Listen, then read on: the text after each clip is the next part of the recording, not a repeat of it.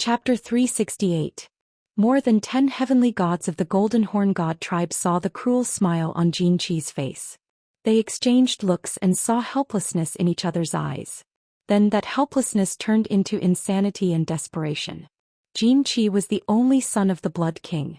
He had a high position in the Blood King city just below the Blood King. And their families were all in the Blood King city. Without thinking much, the 10-meter-tall heavenly gods bowed to Xianxia and flew up to the sky above the translucent red light cage. The strange movement of the Golden Horn God tribe caught Jian Huang's attention. Jian Huang and Yi Ruoshui exchanged looks, feeling suspicious. Were they going to take action? Were they afraid that Lord Devour would kill them? However, right after that, they understood what the Golden Horn God tribe wanted to do. The silver flame on the heavenly gods of the Golden Horn God tribe in the sky suddenly became fiercer. However, it didn't spread out. Instead, it started to burn on their bodies. Then more than 10 dazzling fireworks bloomed in the sky. The enormous energy dashed up to the sky, shattering the translucent red light cage. The red light dispersed and the barrier disappeared. The thick white fog on the ground also began to slowly disperse. All warriors, listen to my order. Activate the strongest defense. Wait for Yi Ruoshui's order. Little Yi, you will command the entire army of the House of Aries. If you're lucky enough to survive, please protect the House of Aries. I'll go first. Just before the fireworks exploded, the Sword Emperor revealed a cruel smile. He waved his hand, shooting the black flag into Yi Ruoshui's hand. At the same time, he sent a message. Then he faced the sky and laughed crazily. Then he disappeared from the sky above Tsong City. Boom, boom, boom. The entire sky above Tsong City was illuminated by so many suns. This time the explosion was unprecedented. The loud noise deafened all the warriors in Tsong City. They couldn't hear anything. They could only hear the ear-piercing noise. The massive shockwave shook the entire Tsong City. The city walls that were dozens of meters high and 10 meters wide started to shake. Eventually they began to crack. On the ground, the warriors of the House of Aries and the Golden Horn God race were all blown away by the shockwave and fell to the ground. Old dog, you dare? A cruel smile appeared in Xianxia's eyes as he looked at the red formation in the sky. The huge energy from the explosion had caused it to shatter into pieces. He was very satisfied with his masterpiece. However, before the smile at the corner of his mouth could widen, his face suddenly became strangely cold, and the smile in his eyes instantly disappeared. He suddenly turned his head and roared at the ground. At the same time, his figure flashed and he teleported. Ah, little knight, I'm destined to be ranked ahead of you in the history books. Sword Monarch illuminates the heavens. This old man is going. Bang. Before the echo caused by the explosion completely disappeared, another earth-shattering sound rang out. This time, the explosion occurred in the midst of the Golden Horn God clan. Before the Sword Emperor's maniacal laughter could reach everyone's ears, his extremely ordinary laughing face was instantly replaced by a huge explosion and a fiery red mushroom cloud. Brother Sword Emperor, take care. Yi Ruoshui, the Saber Emperor, and the old ancestor of the Shui family all closed their eyes at the same time, raised their heads and put one hand on their chest to salute silently. The three of them didn't show any pain, regret, or anger on their faces. There was only tranquility, the tranquility before the storm. Lord God of War, take care. The moment the Sword Emperor exploded, all the warriors of the House of Aries simultaneously prostrated on the ground. They fully activated their defense to resist the shockwave caused by the explosion.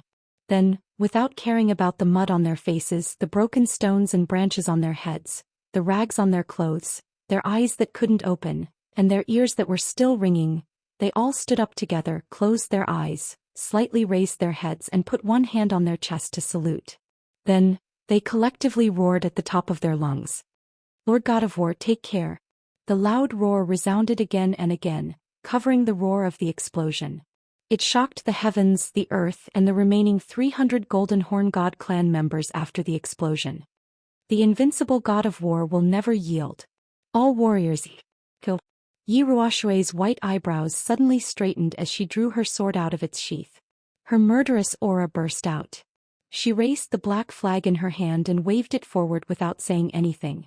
She pointed her sword at the remaining Golden Horn God tribe members who were startled. The invincible God of War will never yield. Kill.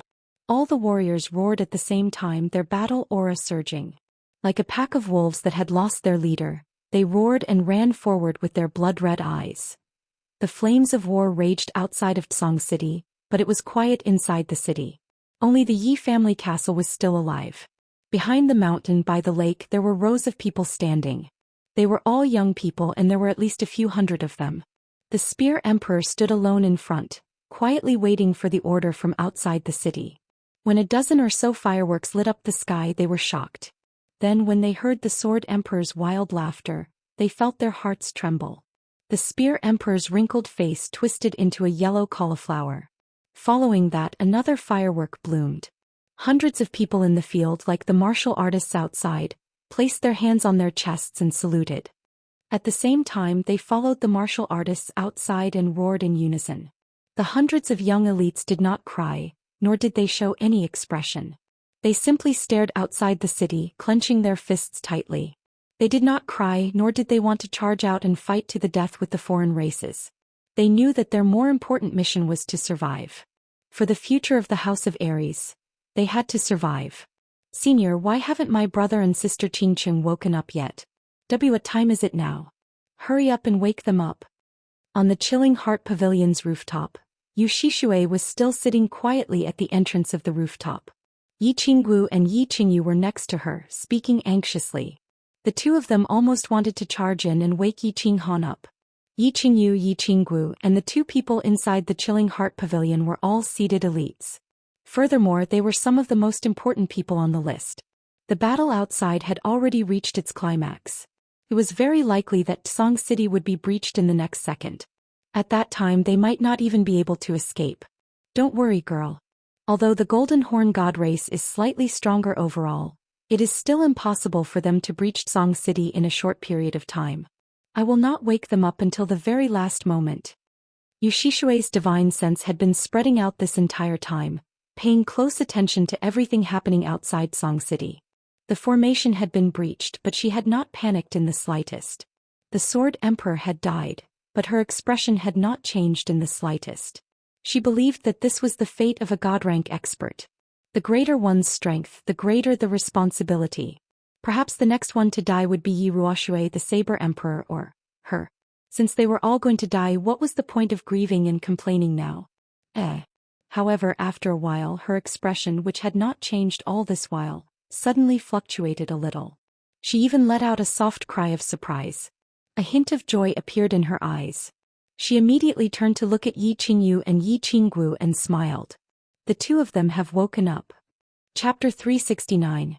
Dark Forest, Dark Castle. Under the grape trellis on the rooftop, Lord Devour was still leisurely reading and eating grapes.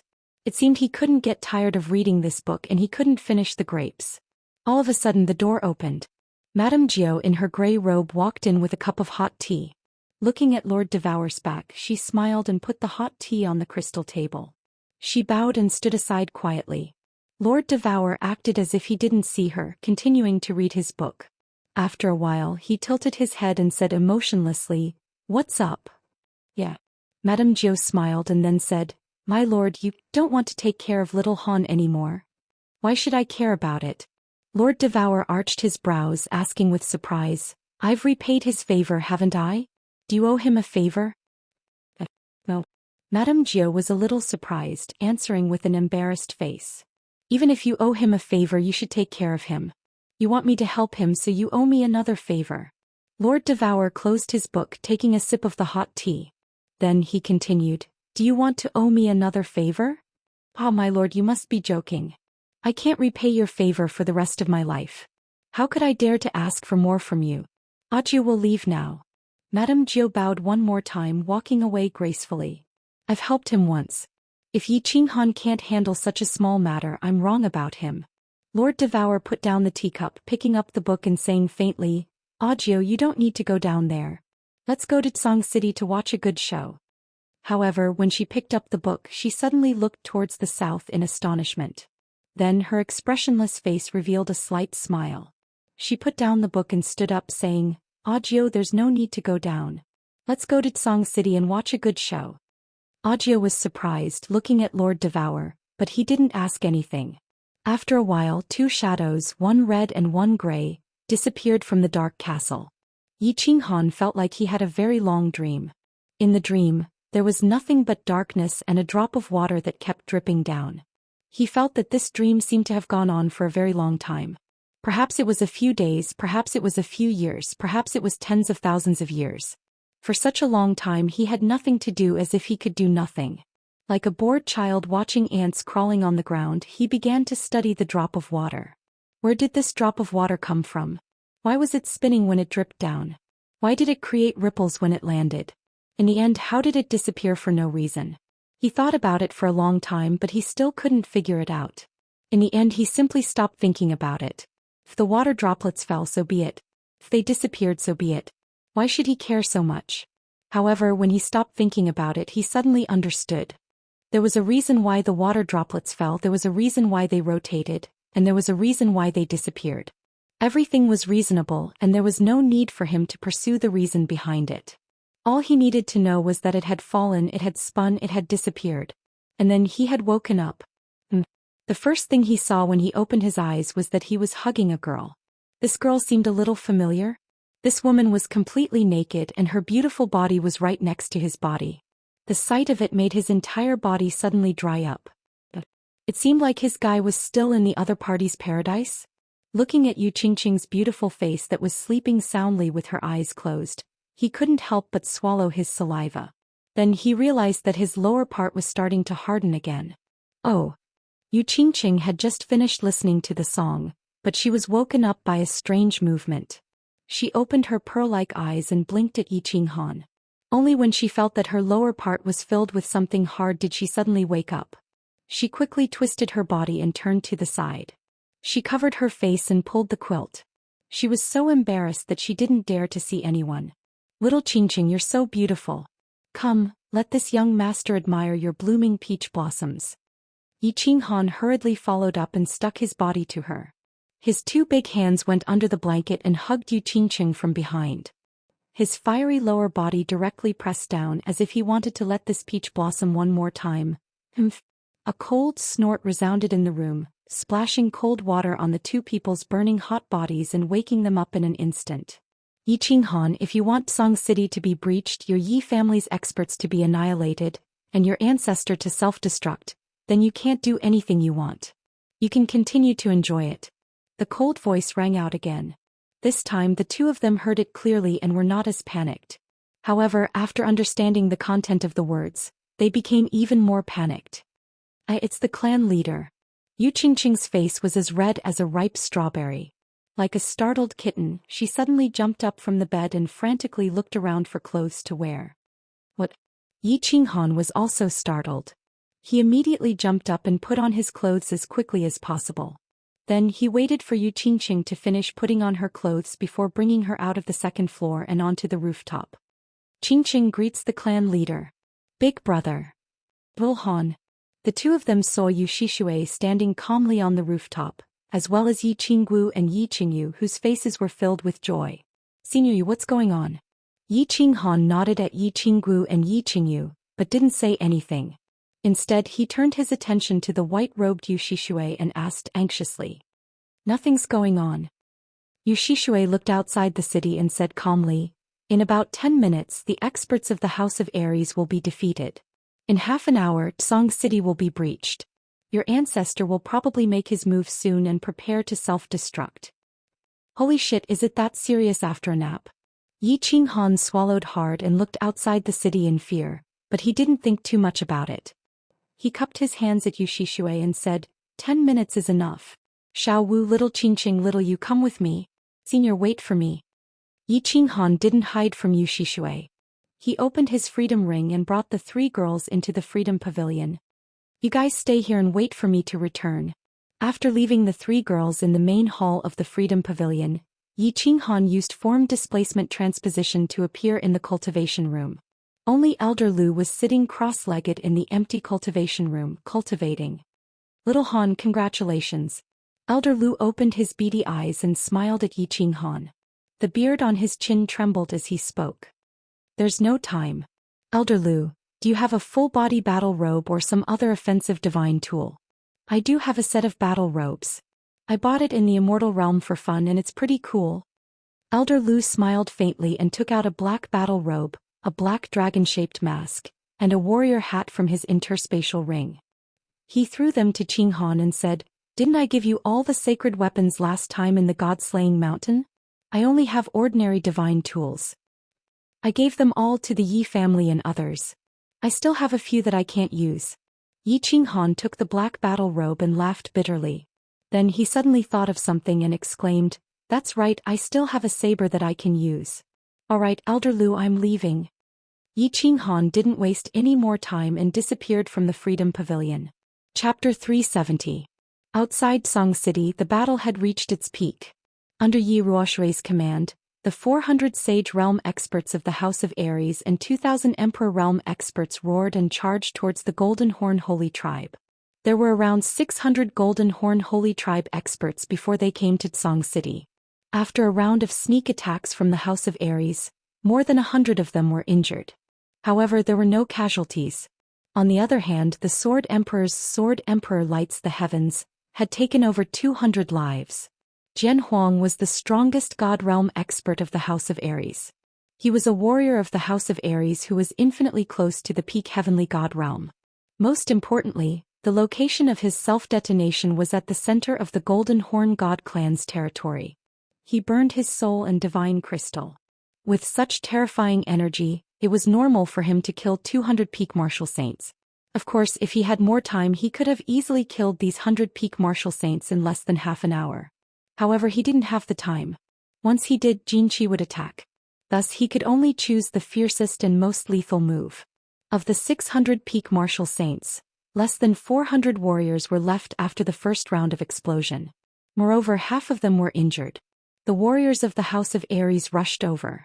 Although they were all crazy, they didn't lose their minds. The emperors surrounded the injured foreign martial artists while the saints fought 2 against 1. Taking advantage of the fact that the foreign martial artists were in a daze from the explosions, they smashed their bodies with all their might. Jin Qi roared with a gloomy face.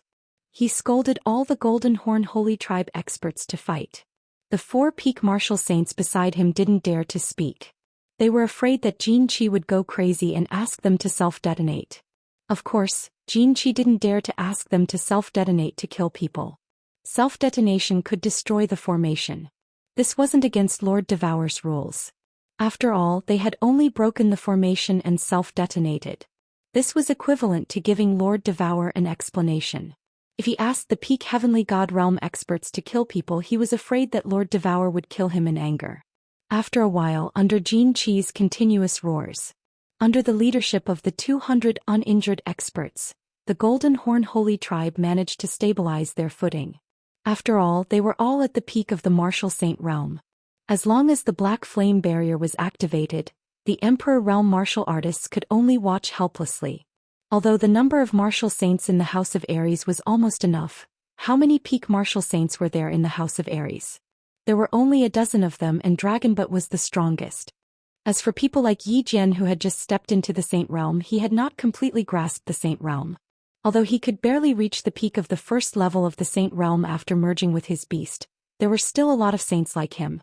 Emperor Realm martial artists, retreat. Yi Ruoshui coldly gave the order, and all 2,000 Emperor Realm martial artists retreated to the top of Song City's city walls. When the 2,000 Emperor Realm martial practitioners returned, there were less than 1,500 left. Moreover, there were countless who were either injured or crippled. However, they also managed to take away close to 100 injured Golden Horn Holy Clansmen's lives during the chaos. It could be considered a profit. Yi Ruoshui frowned slightly. The situation was a little different from what he had expected. These foreign races had calmed down so quickly. One had to know that these ingenious tactics had been developed by countless strategists in the House of Aries after many days and nights of research. Originally, the Emperor Realm martial artists had predicted that they would be able to kill half of the injured foreign races. Now that the foreign races had stabilized their footing, he naturally wouldn't let these Emperor Realm martial artists die in vain. Yi Jian was suffering. He carefully avoided the Golden Horn Holy Clansmen's attacks while cursing in his heart. Why didn't the foreign races descend a few months earlier? Why did they let him descend after he had broken through to the Saint Realm? His beast was only at the 7th level and he had just broken through to the Saint Realm. Even his Saint Realm had just been comprehended not long ago. Now he had to risk his life against a group of crazy peak martial saints. He still believed that death wasn't scary. What he was afraid of was that his death would be worthless. He had just broken through to the Saint Realm and returned from the Yi family's back mountain. He was prepared to show off his skills and restore the prestige of the first house and reclaim the glory that belonged to him.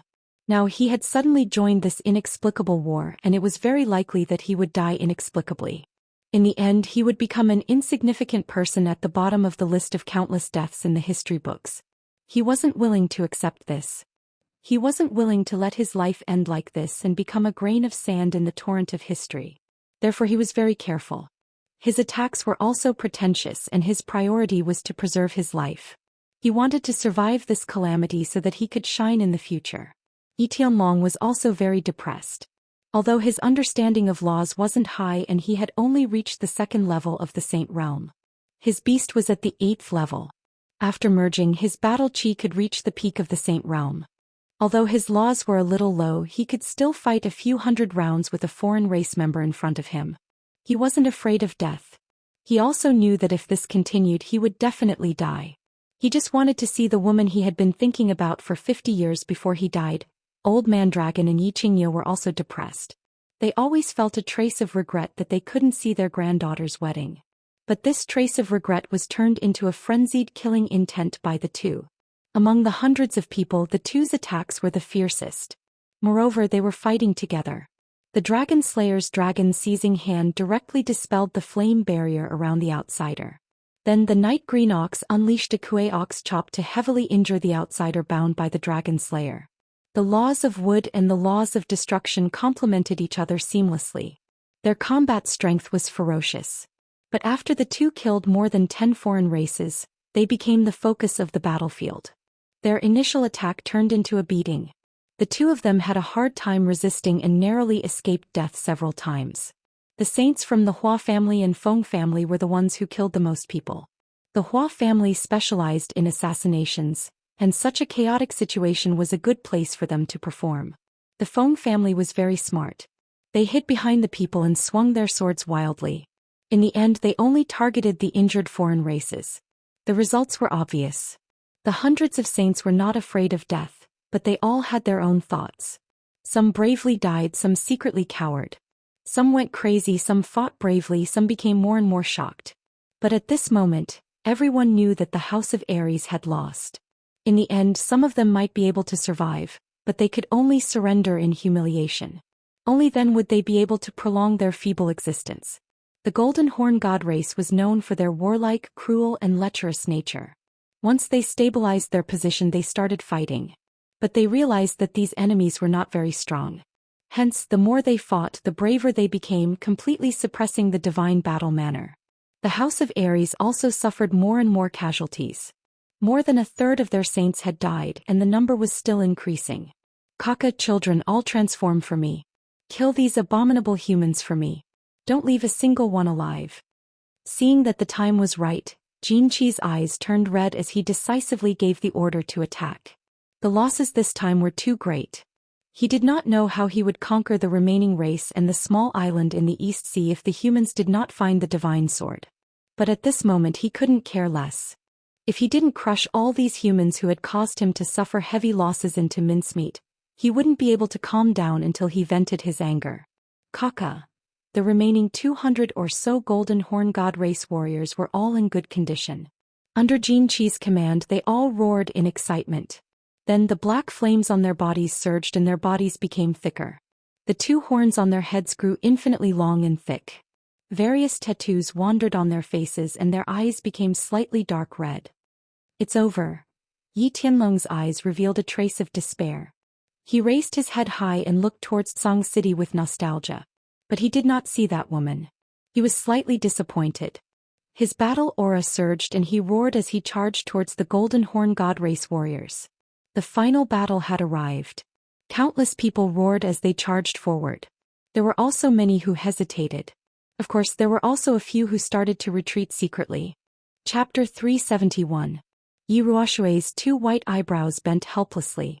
The moment the Golden Horn God clan transformed, she hesitated. He wanted to give the order to withdraw, but he didn't dare to bear the infamy of surrendering to Wan Shi. However, if they did not surrender, the remaining 200 sages in the House of Aries would all die. Retreat. In the end, his eyes flashed with determination. He swung the flag and inserted it into the city wall of Tsong City. He exchanged glances with the Blade Emperor and the old ancestor of the Shui clan. With a loud roar, his body disappeared into thin air. Humph! This move again? Jin Qi snorted coldly and his body disappeared directly. Yi Ruoshui let out a furious roar, and all the sages who were charging forward stopped in their tracks at the same time and quickly retreated. Although they didn't understand what was going on, military orders had to be obeyed. They could only retreat. On the other hand, the sages who were originally retreating ran even faster. Old 3, you and Yu Shishue will take the elite seedlings and teleport to Violet Island. As long as the Golden Horn God race doesn't return to the Divine World, they are not allowed to leave. This is Big Brother's order. Executed immediately. When the Saber Emperor saw Yi Ruoshui toss the command flag over, he immediately sent a message to the Spear Emperor, who was in the back mountains of the Yi clan, as well as to Yu Shishue, who was in the Chilling Heart Pavilion sky platform. After he finished transmitting his voice, he cast his gaze forward, waiting for Yi Ruoshui to appear, waiting for her to turn into a brilliant firework. However, what happened next didn't play out as he had expected. His divine sense discovered that the Spear Emperor and Yu Shishue hadn't teleported away. But Yi Ruoshui seemed to have teleported to the wrong location? Yi Ruoshui had actually teleported above the sage domain of the House of Aries, causing Jin Qi, who had teleported above the Golden Horn God race and was waiting for Yi Ruoshui to arrive, to lock onto him with his god domain to miss. What was going on? The Saber Emperor and the Shui clan's ancestor looked at each other in bewilderment. The Spear Emperor and Yu Shishue had fallen asleep? Yi Ruoshui was drunk? Jin Qi's eyes were also filled with bewilderment. Very right. Why did it suddenly change? Why didn't it self-destruct this time? Is it fun for you to teleport here and there? However, he did not dare to take action in advance and could only lock onto the 3 divine level experts. Once the 3 of them teleported above the Golden Horn God race, he would immediately suppress them with his god domain, not giving them the chance to self-detonate. At the same time, he immediately stopped the charge of the saint-ranked Golden Horn God race. Since the human race had started to retreat, they might be preparing to surrender. Therefore, he decided to observe for a while. Of course, Yu Shishue and the Spear Emperor weren't asleep, and Yi Ruoshui wasn't drunk either. In that moment, both the Spear Emperor and Yi Ruoshui received a transmission from Yu Shishue. The content of the transmission was only 2 words. Wait a moment. Of course, Yu Shishue wouldn't send a voice transmission for no reason. She hadn't even sent a voice transmission when the Sword Emperor had self-detonated. Now that she suddenly sent a voice transmission to him, she must have her own intentions. Therefore, the Spear Emperor and Yi Ruoshui chose to trust her. However, the 2 of them waited for a while, but they didn't know what they were waiting for and there were no changes in their surroundings. The sky was still gray and gloomy, but there was a slight wind. It was probably going to rain soon. Charge. Flatten the city in front of us. Jin Qi waited for a while, but Yi Ruoshui was still standing in the air in a daze. He thought that he had been tricked and he flew into a rage. He waved his hand and ordered the Golden Horn God race to charge. He also decided to advance with the saint-ranked Golden Horn God race. That way he could stop the 3 God-rank experts from self-detonating at any time. Charge. Your sister's charge. Just as the Golden Horn God race below Jin Qi was about to let out an angry roar and attack, a roar came from the sky. An explosive roar came from the sky, causing their roars to die in their throats. It was as if a bone was grabbed in their throat, unable to move up or down. It was extremely uncomfortable. This voice seemed to be very young but also very old. Seemed to be very sharp but also very deep. Furthermore, this voice had obviously been enhanced by battle chi. The voice had also been intentionally altered, making it difficult to distinguish the original voice. This voice was incredibly loud after being enhanced by battle chi. It was like a bolt from the blue exploding in the sky above Tsong City. The thousands of Tsong City martial artists were all dumbfounded. It's windy and thundering. It's going to rain soon. Why are you guys still messing around here? The voice continued. Sometimes it was sharp, sometimes it was deep, and sometimes it was deep. It made people want to vomit blood. At the same time, a black figure rapidly glided down from the sky, gliding towards the center of the two teams. His movement was elegant and at ease. However, when everyone looked at this figure in shock, their expressions of being struck by lightning turned into one of being struck by lightning again. Black lines appeared on their faces and some people's hair even stood on end. He couldn't tell if the person was a man or a woman, nor could he see his appearance. He also couldn't determine his age. This was because this person was covered in a black robe embroidered with dragons and phoenixes. On his back was a black devil's cape and on his face was a Qilin mask. He wore a black bamboo hat on his head. Right, this wasn't important. What was important was that this person had a very strange weapon on his waist. It seemed to be similar to the butcher's butcher knife. Xianxia and the rest of the Golden Horn God race were confused. They recognized this robe and this attire. This was the attire of an honorary god of war in the heavenly realm, the god of war robe. However, this god of war robe didn't have any stars that represented its grade. Also, the quality of this robe seemed to be inferior. Obviously, it was forged. However, why would the god of war robe, which represented glory and power, appear in this realm? Most importantly, it was forged. Forging a god of war robe was a serious crime. In the heavenly realm, only a small number of bandits would do this on purpose. The people from the House of Ares were also confused. Where did this fierce person come from? He actually came out with a butcher knife so arrogantly. Well, he seemed to have appeared out of thin air. Could he be a god-level expert? But there were only so many god-level experts on the continent. Could he be from the heavenly realm? There were butchers in the heavenly realm too. Otherwise, why would there be a butcher knife? Yi Ruoshui, the Saber Emperor and the old ancestor of the Shui family, had a sudden flash in their eyes. They looked at each other and smiled. However, Yi Ruoshui seemed to recall something. He frowned, especially when he used his divine consciousness to cover the dark forest and found that there was no one in the dark castle. His brows furrowed even more. Who are you? Leave now. Otherwise, don't blame me for tearing you apart. Xianxia's eyes twinkled. Apparently he was very angry. However, he was afraid that another Lord Devourer would appear. Thus he didn't act rashly. Instead he spoke coldly. This old man's surname is Lord. I come from the Tang Kingdom of the East. I passed by this place and saw that you guys were slaughtering. I couldn't bear it, so I came to ask you to stop. Minotaur, give me some face and let this go. How about that? The black-cloaked man stood in the air. While talking, he turned his head, his back facing Xianxia. It seemed that he wasn't afraid of a sneak attack. The black devil cloak behind him fluttered in the wind, which made him look imposing. However, the butcher knife at his waist looked a little funny. Who the f***ck are you? Do you believe that I won't slap you to death? Xianxia didn't dare to move anymore.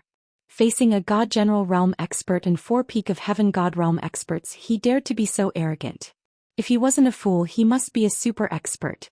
This man's power was only at the Martial Saint realm. However, he had appeared out of nowhere. It was really strange. You dare to attack me? I'm just a Martial Saint realm warrior. I'm sure that before you can do anything you will become a pile of meat paste. Have you forgotten the big handprint in the Divine City? I'm not afraid to tell you that His Excellency is probably here. If you don't believe me, you can try. The black-cloaked man didn't seem to be a super expert. He was just a fool who had exploded his power. He had pointed out that he was just a Martial Saint realm expert. He had even boldly used Lord Devourer's name to intimidate others. Martial Saint realm? ****. Xianxia was startled when he heard that. He had just seen the black-cloaked man teleport here with such attire. He was a little dumbfounded. However, after probing with his spiritual sense, he discovered that this person was truly a martial sage. He had probably comprehended the law of space, which was of little value, and had come up with a half-baked teleportation technique to scare people. Right, his teleport seemed to have a big space fluctuation. He was a Martial Saint realm warrior, a trashy lunatic who had just entered the Martial Saint realm. This place wasn't the divine realm. How could there be so many hermit experts? The more he thought about it, the clearer his mind became. He was so enraged that his face darkened. He was a god general warrior. How could he be frightened by a piece of trash? If this news spread out, he would lose a lot of face. As he was enraged, his face twisted. He swung his hand and shouted indignantly, I won't do it. I won't make a move. My children, charge forward and tear this person into minced meat. Tear all the cultivators below the divine level in the city into minced meat. Xianxia, you four come here with me. If the human god realm warriors dare to move, kill them all. No need. The black-cloaked man's aura suddenly skyrocketed. It was even stronger than the peak martial saint realm warrior of the Golden Horn God clan. Shouting, he took out the pig slaughtering knife from his waist and swung it forward. A green knife wave gushed out, illuminating the dark sky of Tsong City. Stepping on the void, he flew toward the Golden Horn God clan. At the same time, his strange voice that could make people vomit blood arose again. Since you guys are so stubborn, I will send you all to hell today. This pig slaughtering knife hasn't seen blood for 10,000 years. Today I won't kill pigs. I will kill beasts. Chapter 372. One person against 100? This lunatic who just entered the martial saint realm wanted to fight hundreds of peak martial saints alone? It seemed like this person was crazy. He probably couldn't be cured. Did he think he could go against the heavens just because he was wearing a fake god of war robe, a broken bamboo hat and a strange blade? Xianxia's lips curled into a mocking smile as he watched the black-robed man charge towards his own people like a ferocious tiger. There were many lunatics with delusions in the divine realm. He didn't expect to meet one in this material plane. Thinking of the black-robed man's arrogance and rudeness, he couldn't help but smile cruelly. He couldn't wait to see his subordinates tear this lunatic into pieces. Thinking of the scene of blood splattering, limbs being separated and minced meat flying in the air, he got a little excited. Looking at the hundreds of saint-leveled Golden Horn Holy Clan members charging at them with mountainous auras, the black-robed man started to counterattack. Looking at the devil's cloak fluttering in the wind, looking at the cyan blade wave that illuminated the sky, everyone on the Tsong City wall fell silent. Their expressions were very interesting. Many people were dumbfounded, such as Yi Tianlong, Yi Jian, and countless other experts from the four major families. This scene of 1 against 100 was so familiar. Many of them had done it before and seen it before. But what they were facing or seeing were powerful martial artists pouncing on a group of weaker martial artists. He had never seen a weak martial artist charge against a group of strong martial artists. Had the world gone mad? Had it become chaotic? This black-robed man was undoubtedly a human. Only the House of Ares and the Hidden Island had pure humans. Not to mention the Divine City, he was already in such a state. There probably wasn't such a promising person. The Hidden Island didn't seem possible either. Those gangsters and bandits didn't have the habit of helping people do good deeds. Moreover, they did good deeds without leaving their names. Was this person from the House of Ares? But this person had obviously just broken through to the Sage Realm. There weren't many peak Emperor Realm experts in the House of Ares. Dragon City and the 5 major families had a clear record of this. Moreover, all the peak Emperor Realm experts were in Tsong City. Then, who was this person? Many people were confused, such as Yi Chong, Tianqing, and the martial artists who had been to Luotian Mountain's Heaven's Path. This scene, why did it feel so familiar? Of course, they didn't dare to think of the young man who went crazy at Mount Luotian. After all, even the legendary Tianmai individual couldn't cultivate from the first level of the Emperor Realm to the first level of the Saint Realm in a few months. Still the same question, who was this person? Yi Ruoxue frowned again, Saber Emperor smiled faintly, and Shui Clan's ancestor was a little jealous. However, the 3 of them were clearly worried. Yi Ruoxue kept using her divine sense to scan the continent over and over again. She even scanned the rooftop of the dark castle. However, he couldn't find the red-clothed woman's figure, so he couldn't help but become even more worried. Looking at the ferocious demon cloak and the dazzling butcher knife, he, the Blade Emperor, and the ancestor of the Shui clan looked at each other. The 3 of them nodded at the same time as if they had made some kind of decision. More than 200 members of the Golden Horn God clan were engulfed in black flames. The black, thick and long horns on its head shone with a dark light. Looking at the black-robed man charging towards them, they didn't show any emotion. Since the young master said that he was a Saint Realm warrior, then he must be trash.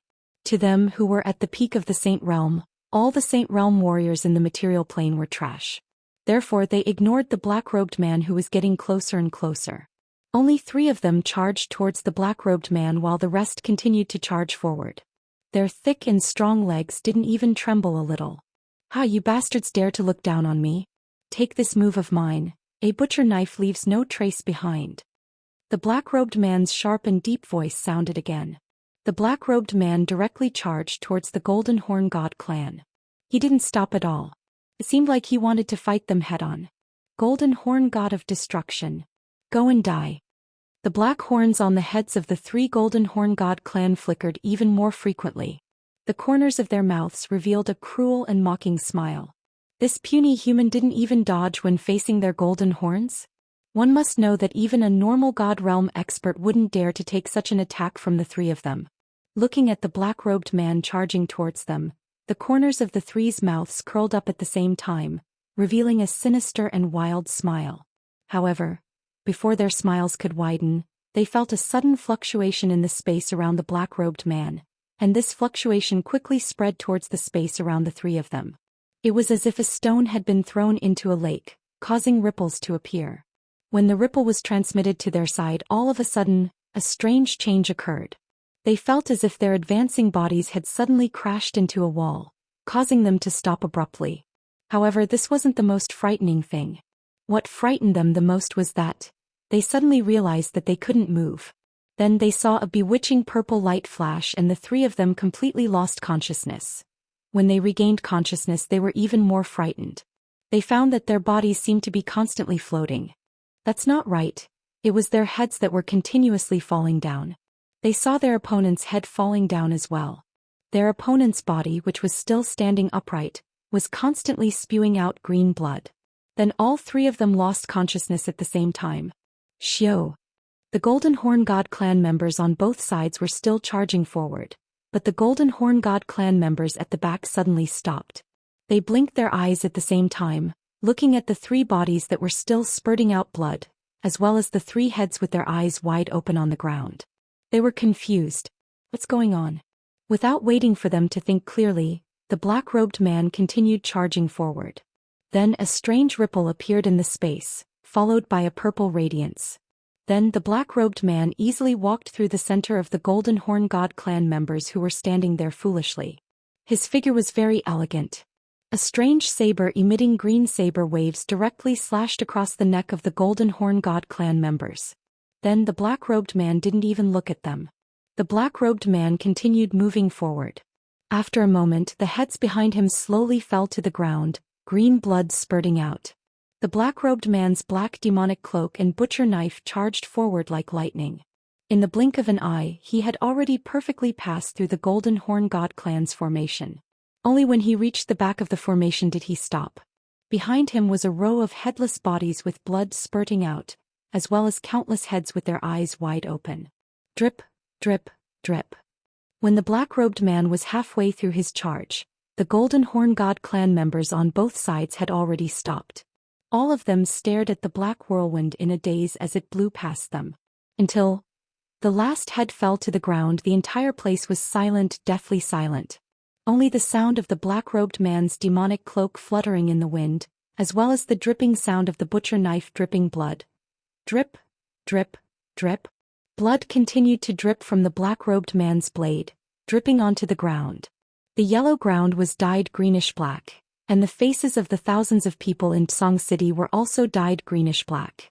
The sky above Tsong City seemed to have turned even darker.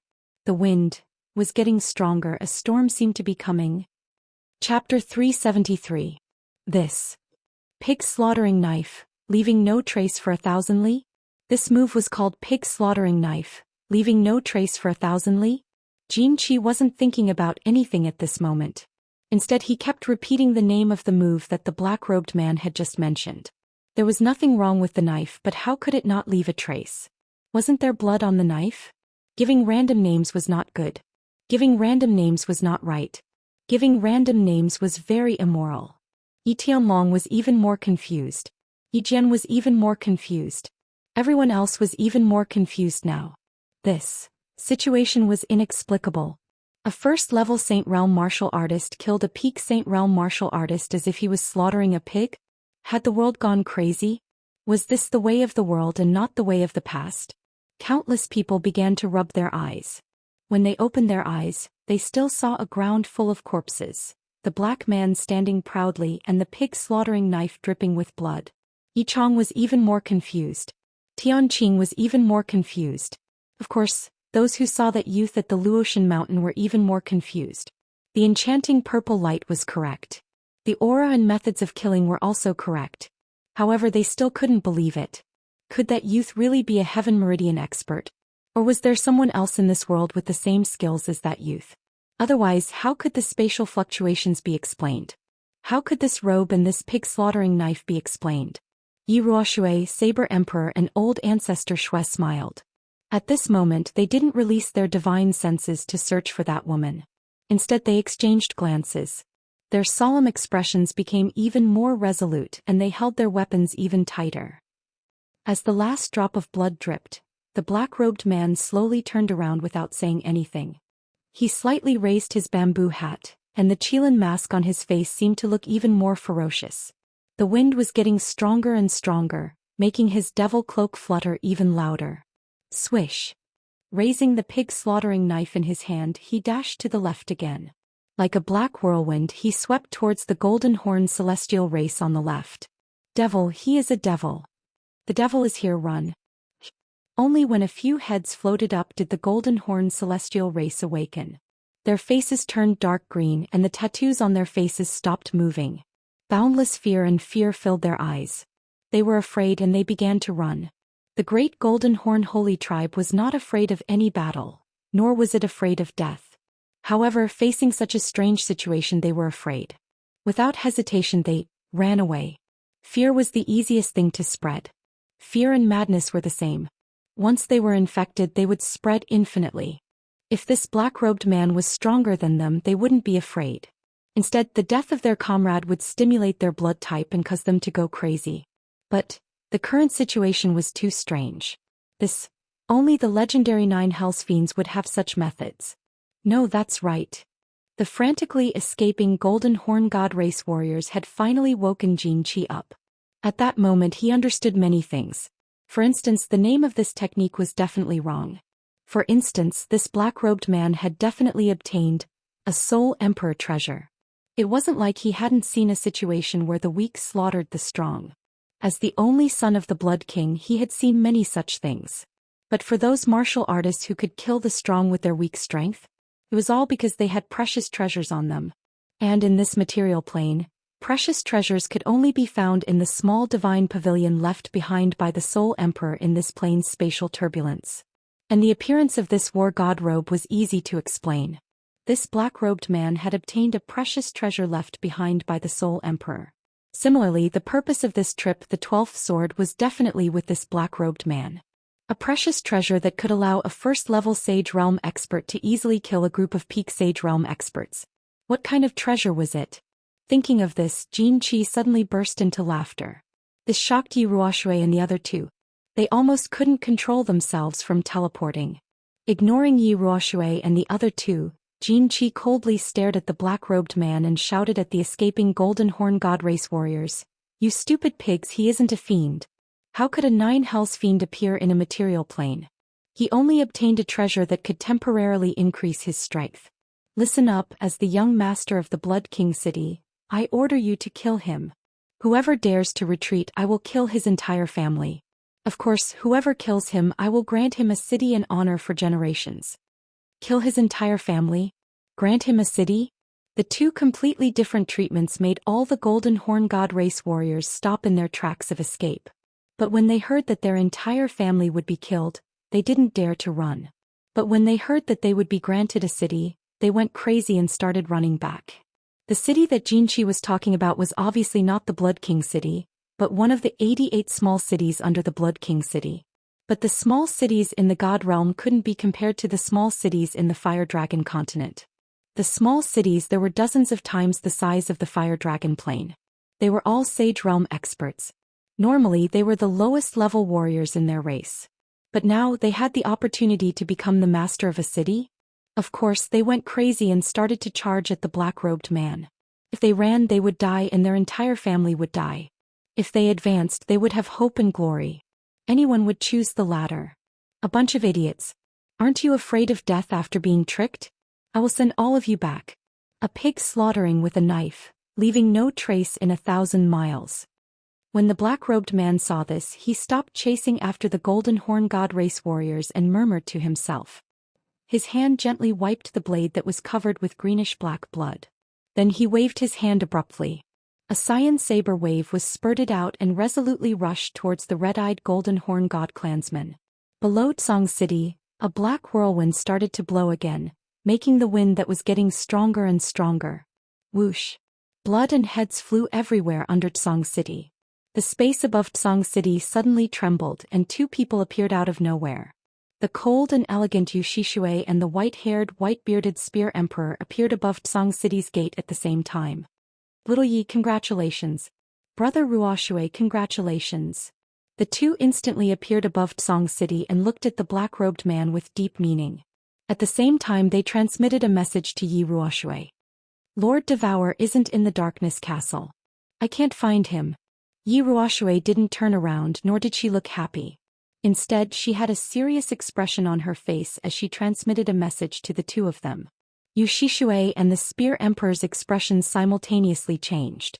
They didn't say anything but they closed their eyes and spread their divine senses out to scan the continent. However, after they scanned the area a few times, especially when they scanned the empty rooftop of the Dark Castle, their expressions turned ugly at the same time.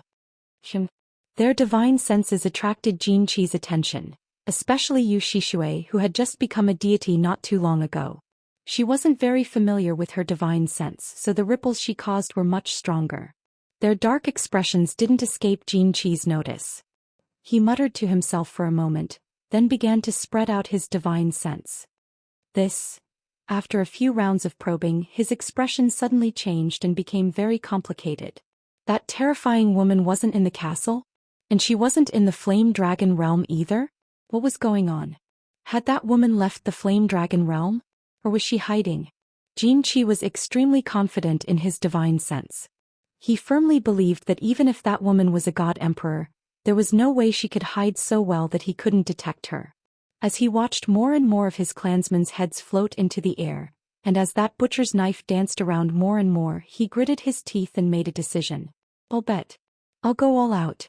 Jin Shi, all of you prepare to activate the teleportation array. Once I succeed, I'll immediately teleport back to the god realm. After making up his mind, he didn't hesitate to send a message to the four-peak heavenly gods. Jin Shi and the others didn't know what their young master was going to do, but Jin Qi had already given the order. Without any hesitation, they took out a triangular black stone from their spatial ring. This was something the Blood King had prepared to protect Jin Qi's life.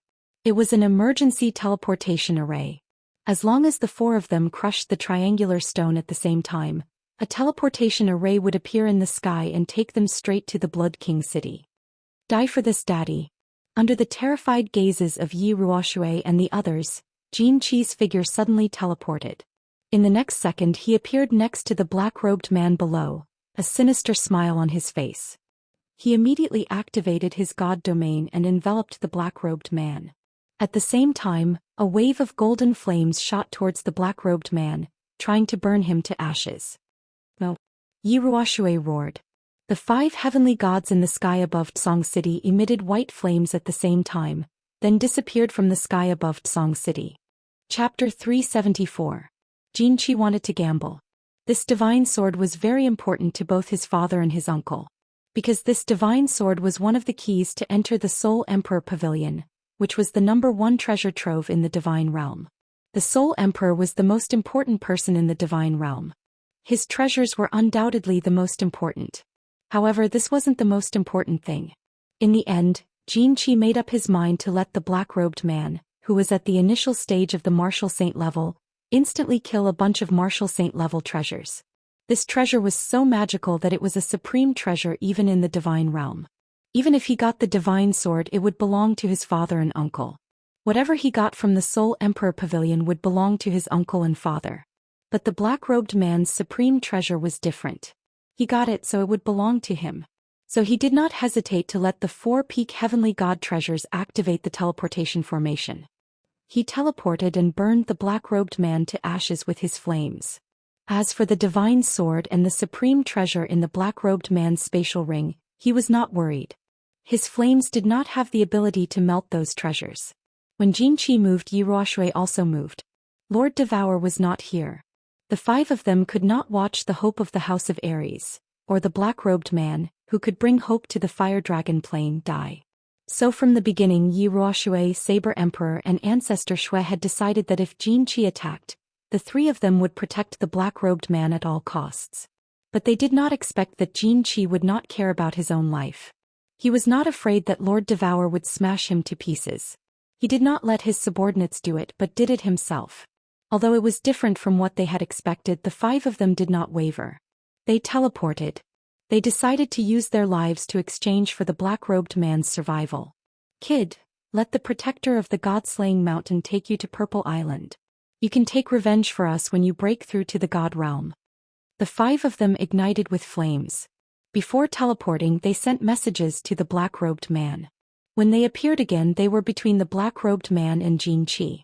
The white flames on their bodies were even more intense. They were about to use their bodies to resist the attack. Wait. The black-robed man could not stay calm anymore. He shouted. His voice was not sharp and deep like before. It was a young man's voice. He shouted urgently, Lord, the alien race violated the rules first.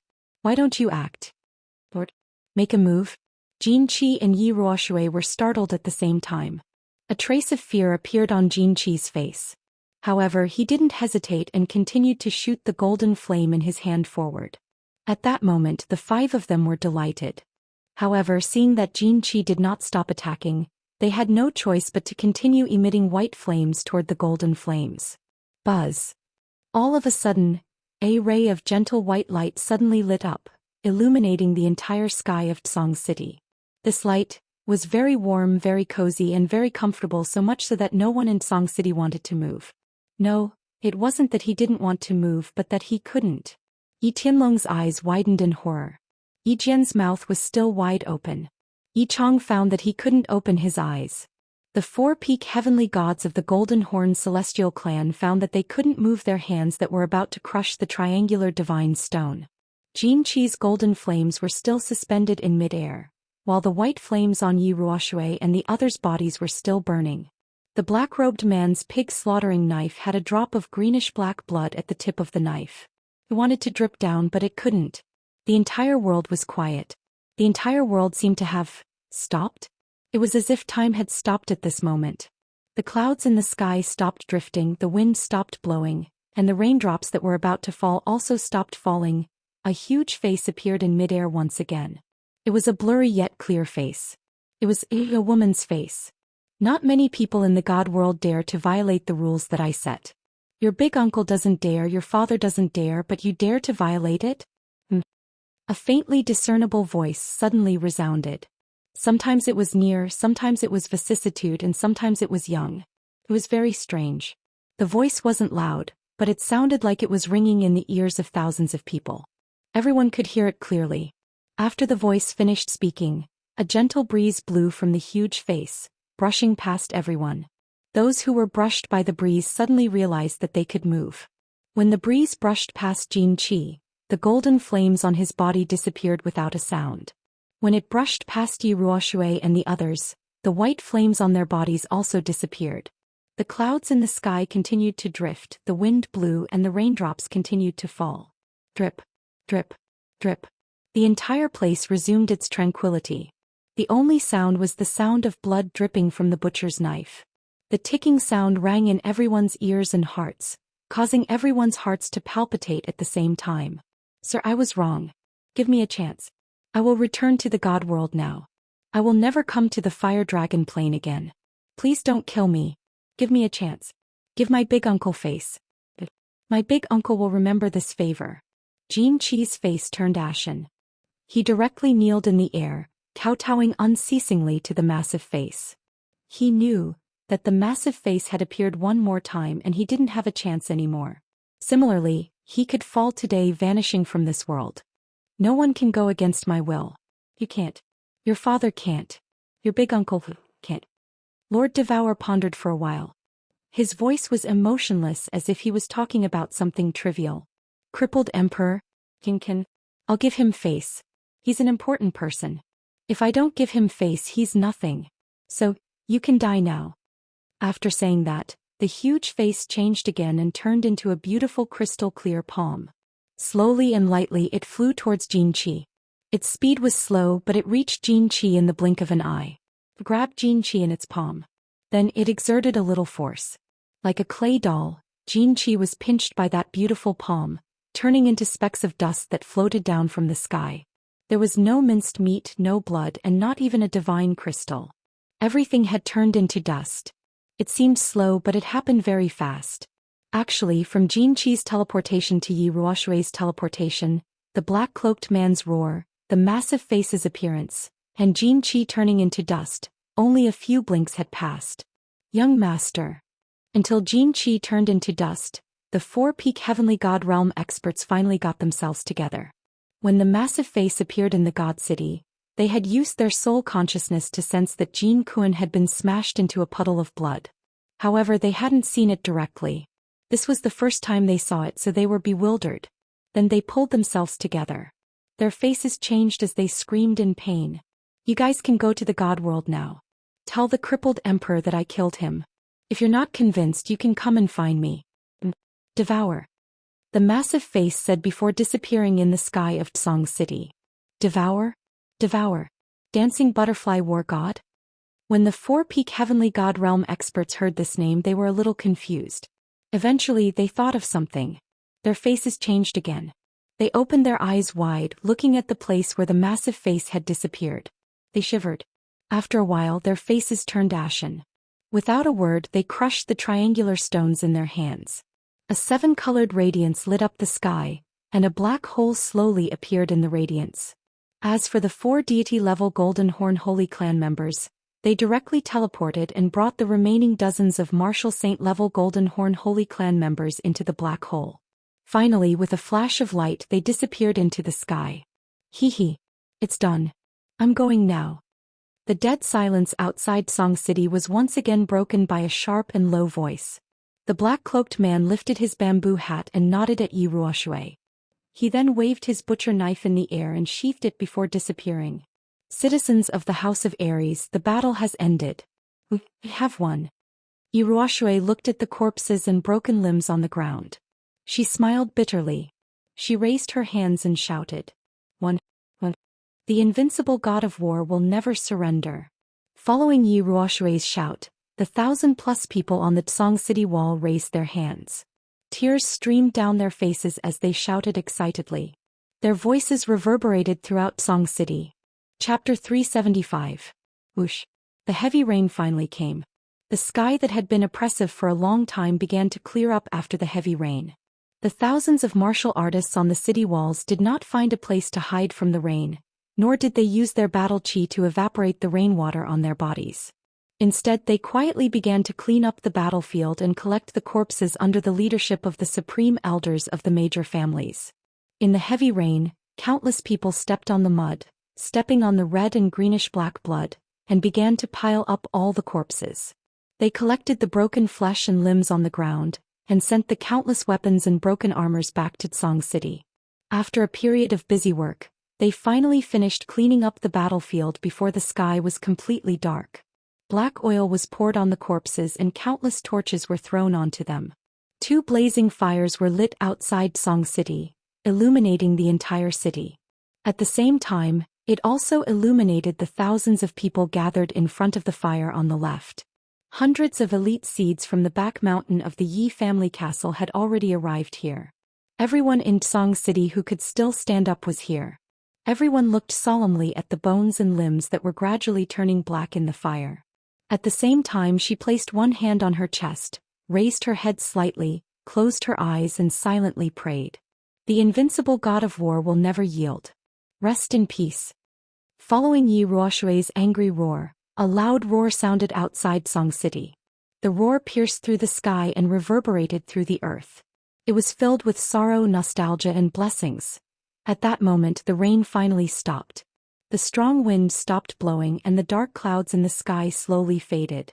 The bright moon revealed its shy face, and the earth was once again enveloped in a peaceful and tranquil atmosphere. There were a few people who did not attend the funeral outside Tsong City. Yu Qingqing, Yi Qinggu and Yi Qingyu looked worriedly at Yi Qinghan, who was lying quietly on the white jade bed. Elder Lu, who was beside him, was examining him with his eyes closed. Just a moment ago, the three of them were still waiting anxiously in the carefree pavilion. Suddenly they saw Yi Qinghan, who had been out for a long time, appear again. He was wearing a strange robe, holding a Qilin mask in his hand and a strange knife at his waist. He smiled at the three of them but suddenly fainted on the ground. The three of them were shocked. They hurriedly carried Yi Qinghan into the room and were about to look for Elder Lu. However, Elder Lu had already found out and teleported over. What do you think? Elder Lu, is little Han all right?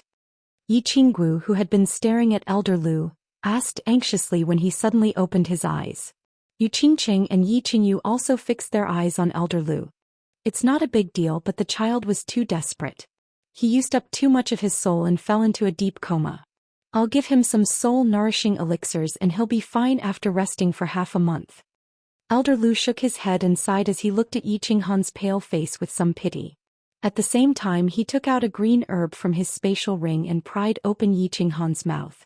A gentle white light emitted from his hand, and the herb turned into drops of green liquid, which dripped into Yi Qinghan's mouth. Well, take good care of him in the carefree pavilion. There's nothing else to worry about outside, so don't worry about him. Elder Lu said and teleported away. After Yi Ruoxue finished the funeral, she signaled for everyone to go back and rest. Everything would be discussed the next day. She and the other four returned to the small cave where she had secluded herself. The apocalyptic calamity has finally passed, and the war god manor has been saved. It's just a pity that Big Brother Sword Emperor and nearly 1,000 warriors have died. Big Brother's Saber Emperor and Spear Emperor, please don't be too sad. Yi Ruoxue sat on the main seat, sighed deeply and turned to speak to everyone. We're not sad. Big Brother died with a smile. Now that the calamity is over, he can probably go to the underworld with a smile. The Spear Emperor was not as sad after returning from outside. The Sword Emperor died, but his death was worthwhile. If anyone else present could exchange their lives for the continuation of the human race in the House of Ares, they would not hesitate to die. I suggest that we build a hall of martyrs outside of Tsang City to commemorate Big Brother Sword Emperor and the countless brave warriors who sacrificed themselves. At the same time, we will compile a list of the warriors who died tomorrow and give their families the greatest amount of compensation. The Yu clan will pay for all the expenses. After all, the Yu clan did not put in much effort this time, Yu Shishue said calmly. He began to consider the issue of compensation after the war. The experts of the Yu clan were all experts in soul-type cultivation, and none of them were at the peak of the Saint Realm. They would not be of much use in this war, so they did not send anyone to Tsang City. Yes, not only do we need to build a hall of martyrs, but we also need to record all the people who contributed to this war into the annals of the House of Ares. We need Big Brother Sword Emperor and the others to be remembered for generations to come, forever engraved in the hearts of the disciples of the House of Ares. The Shui clan's ancestor suggested once again. Obviously, this suggestion was unanimously agreed upon. Who didn't want their names to be remembered for generations to come? The Sword Emperor and the others, on the other hand, had to be recorded in the annals of history. Otherwise, how could they repay their contributions? Oh, that's right, do you want to record that kid from your clan? He came out with his face covered. Could it be that he has some hidden trouble? The Saber Emperor asked. The five of them had immediately used their divine sense to detect the black-robed man as soon as he appeared. They had investigated the #1 expert on the Earth rankings, Yi Qinghan, before, so they recognized him. Yi Qinghan had contributed greatly to this war. Could be said that he was second only to the Sword Emperor. If his name was recorded in the annals of history or if his identity was made known, his name would definitely shake the entire continent. Ignoring his age, just the fact that he was able to instantly kill a group of peak saints while only at the first level of the Saint Realm was enough to shake the entire continent. However, Yi Qinghan had appeared with his face covered, and he had even purposely changed his voice. He had even hidden his signature blade and used a butcher's knife. It was obvious that Yi Qinghan didn't want to reveal his identity. At least he didn't want too many people to know that the black-robed man was him. I don't know the reason either. I don't even know where he is now. This kid has too many secrets. He must have his reasons for hiding his identity. We will help him hide this matter for the time being. When he appears in the future, I will ask him properly. A trace of pride flashed in Yi Ruoxue's eyes. However, it disappeared in a flash. She then said. The few of them nodded at the same time. They didn't pursue Yi Qinghan's secrets. Yi Qinghan was related to that powerful woman from the dark forest. So, it wasn't strange for him to have some secrets. Yes, this kid's future is boundless. I think we should tell him the secret of the Fire Dragon continent. Whether the continent can be saved or not, I think we can only rely on him. This kid has brought us too many miracles. I hope he can walk out of this dead well in the end. Then the Fire Dragon continent will have a bright future. The Saber Emperor suddenly said as he recalled the black whirlwind outside the Tsang city. Yes, this kid is so abnormal. Moreover, he has such a relationship with that person in the castle. If he can't save the continent, I think it's even more impossible to rely on us old things. The old ancestor of the Shui family nodded. His eyes flickered as if he had seen a glimmer of hope. Good. When he comes back we will talk to him in detail. As for how far he can go in the end, it depends on the arrangement of the heavens. Yi Ruoxue saw that the four of them were looking at him expectantly. So she made the final decision. Chapter 376. After the torrential rain, the 13 streets of Tsang City were all washed clean, looking extremely comfortable. At this time the moon hung high in the sky, dyeing the entire Tsang City white. There were only 1,000 or so people in Tsang City tonight, all gathered in the square outside the city lord's residence. The Yi family's experts tirelessly moved large amounts of cooked food from the Yi family castle, as well as large amounts of strong alcohol, and started drinking in the square. It wasn't because they were hungry, nor was it because they were tired. It was because they had suffered too much today, and they needed a relaxed atmosphere to ease their nerves. They needed strong alcohol to ease their moods. There were no chairs, no maids, and everyone just lit a few bonfires in the square. The people split into countless groups holding wine jars and lamb legs, sat on the stone slabs, and started eating and drinking to their heart's content. At first no one said anything. They all silently drank, ate, and stared blankly at the bonfires. However, as more and more alcohol was drunk, people in the square started whispering, which quickly spread. In the end, as more and more alcohol was drunk, the square gradually became more lively. Some people started crying bitterly, some started laughing wildly, some started cursing, and some started praying. The square was filled with noise and excitement. After crying and cursing, everyone felt much better. Some emotions that had been suppressed for a long time needed to be vented out. Otherwise they would be suffocated. After venting, some people hugged their wine jars and fell into a deep sleep, while others started discussing what had happened today in low voices. They talked about the Sword Emperor's self-destruction, the giant face in the sky, the black whirlwind, and the blood-dripping butcher knife. Who was that giant face? Who was the owner of that butcher knife? They had heard of the terrifying giant face and could roughly guess. However, after seeing it face to face and feeling its unparalleled might, they thought that they would never forget it for the rest of their lives. No one dared to talk about the giant face and they just exclaimed in shock. However, the owner of that butcher knife became the topic of discussion for most of the people present. A strange voice, strange attire, elegant figure, tyrannical strength, and miraculous performance. They were deeply shaken to the core and overturned their previous understanding. Some people had some guesses, such as Yi Chong, the experts who had been to the God-slaying mountain's heaven's path, Yi Jian, and the elders of the Yi family. That was because in the instant that Yi Ruoxue and the others were about to self-detonate, the strange voice was no longer strange. Instead, it was the voice of a young man, a voice they were all familiar with. It was Yi Qinghan's voice. More importantly, that bewitching purple light was too obvious. This was Yi Qinghan's signature skill. Presumably, no one in this world could possess it. After all, there was only one soul-devouring beast. However, they still didn't dare to confirm it. After all, this news was too shocking, so shocking that they didn't dare to believe it. A 21-year-old saint whose overall strength was invincible below the god level. This was a strength that even the heavenly meridians that appeared in history did not have. This was simply a miraculous existence. Everyone listen up. Today's matter regarding that lord and the black-robed man are forbidden to discuss or spread. Otherwise we will be hunted down by the entire house of Aries. This is a decision made by the five of us. Remember.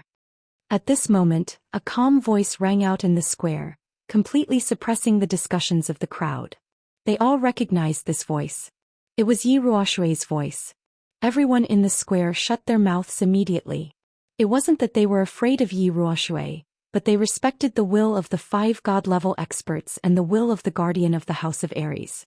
In the next few days the entire Tsang city started to get busy. The original residents of Tsang city were sent back, and the warriors of the Yi family started to gather in Tsang city. A huge hall of martyrs was built outside Tsang city. Countless people started to flock to Tsang city. Some came to pay their respects to the battlefield. Some came from the families and clansmen of the fallen warriors. They went to Tsang city to pay their respects to their dead relatives and to receive the sympathy of the House of Aries. Tsang city was filled with a large number of carriages every day. The official road outside the city had a few deep wheel marks. 10 days later Yi Qinghan finally woke up. However, his body was still a little weak. Under the insistence of the 3 ladies, he was not allowed to get out of bed. He spent his days recuperating in his room. Yi Qinghan asked Elder Lu. There was nothing important in Tsang city now, so he was not in a hurry to go out. Anyway, he had disappeared for so many days. It didn't matter if he disappeared for a few more days. He spent his days with the 3 ladies in the carefree pavilion, immersing himself in the warmth of his home. It was a happy and romantic life. On this day Yi Qinghan had completely recovered. He had just snuck away from the 3 ladies and visited Dark Moon in her room. Dark Moon was still in a deep sleep. Although she looked fine, Yi Qinghan still felt a pang of heartache. "Alright, I'll take care of this child. She's fine. Your injuries are almost healed. If you don't go out now, I'm afraid your ancestor will scold you." Just as he was pondering whether he should tell Yi Qingyu and the others about Dark Moon, Elder Lu sent him a voice transmission. Yi Qinghan rubbed his nose and glanced at Dark Moon again. He walked out and appeared in the Cold Heart Pavilion with the 3 ladies. The Cold Heart Pavilion looked the same. It was beautiful and exuded a faint fragrance. However, Cui Hua and the others had not been sent back. There was no one in the pavilion. "Little Han, come to the back of the mountain." As expected, Yi Ruoshui's voice transmission reached Yi Qinghan's ears before he could even warm his seat. After explaining to the 3 of them, Yi Qinghan headed to the back of the mountain where the Yi clan was located. After teleporting a few times, he was already standing beside the small lake in the back of the mountain. The moment he appeared beside the lake, 3 figures flew over from the distance.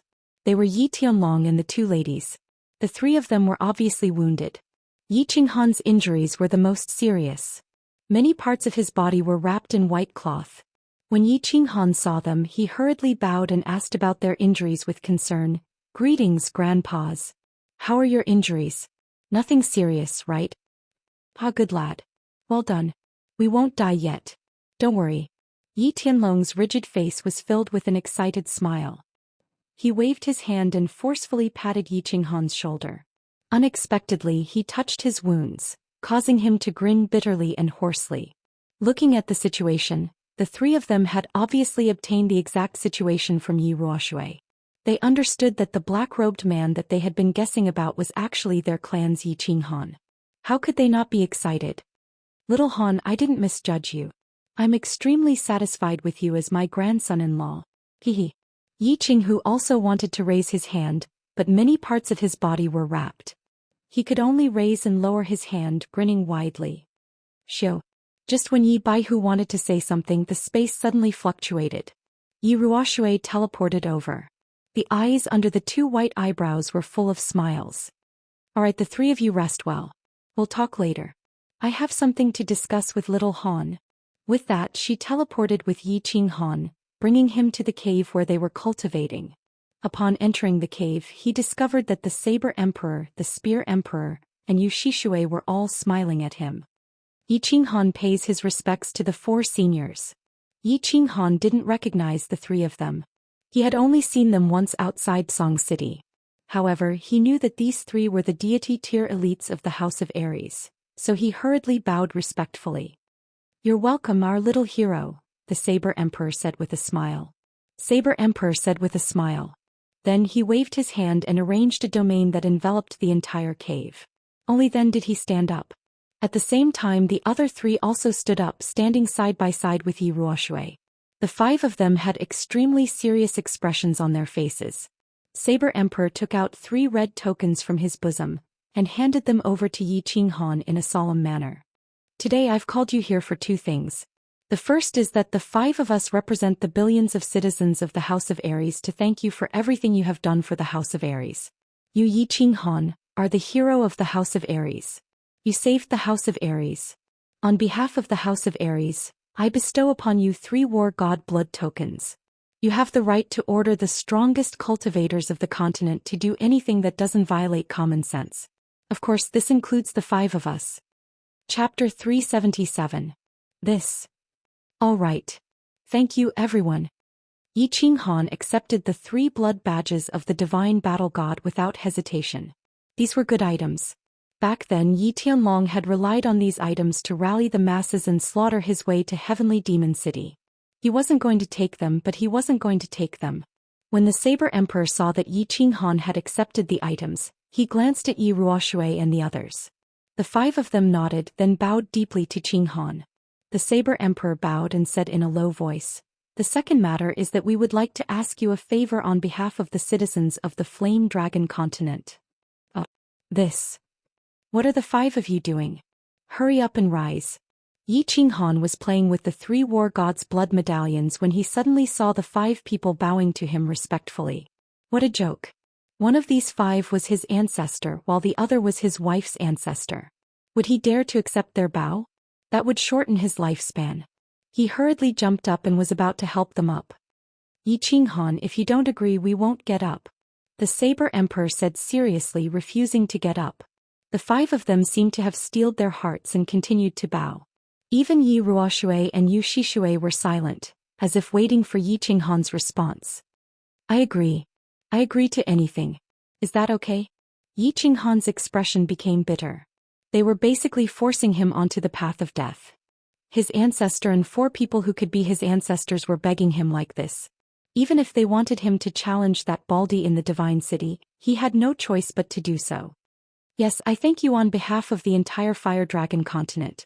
If you can succeed in this matter, you will be the savior of the entire Fire Dragon continent. The 5 people stood up at the same time. They didn't look unnatural at all. Instead, they looked at Yi Qinghan with gratitude. Wait, the Flame Dragon continent? What does this have to do with the Flame Dragon continent? Yi Qinghan surreptitiously glanced at Yi Ruoshui and Yu Shishui. When he discovered that the 2 of them weren't embarrassed in the slightest, he twisted his body and asked in surprise. His heart was pounding. How could the Flame Dragon continent be a small matter? It seemed like these 5 old fellows were going to give him a heavy burden. At the same time, he was also very puzzled. Nothing big happened in the Fire Dragon continent? Now the foreign races had either been killed or retreated. The continent was at peace. What we beg of you is that you must do your best to save the Fire Dragon continent. Saber Emperor pondered for a while and said in a serious manner. The more Yi Qinghan heard, the more confused he became. Save the Fire Dragon continent? Why rescue? Can you make it clearer? What was wrong with the continent? Everything seems to be fine on the continent, right? Wrong. At this moment, Yi Ruoshui, who had been silent the entire time, suddenly spoke. His eyes flashed with a trace of humiliation and anger, and he became extremely agitated. You said that the continent is peaceful, but that's all on the surface. It's all an illusion. Let me explain it to you this way. The Flame Dragon continent originally belonged to the people of the Flame Dragon continent, but after the first world-destroying battle thousands of years ago, the Flame Dragon continent no longer belonged to us. We are now just a bunch of livestock that can be killed and played with as they please. When Yi Ruoshui finished speaking, he seemed to have triggered a memory in the hearts of the 5 of them. A trace of sorrow, a trace of pain, a trace of humiliation, and a trace of grief and indignation appeared on their faces.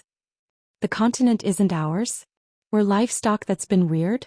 Yi Qinghan looked at their expressions as he repeated Yi Ruoshui's words. A few thousand years ago? The world-destroying battle? He vaguely understood, but he didn't dare to be sure. He asked, Ancestor, do you mean the Divine City?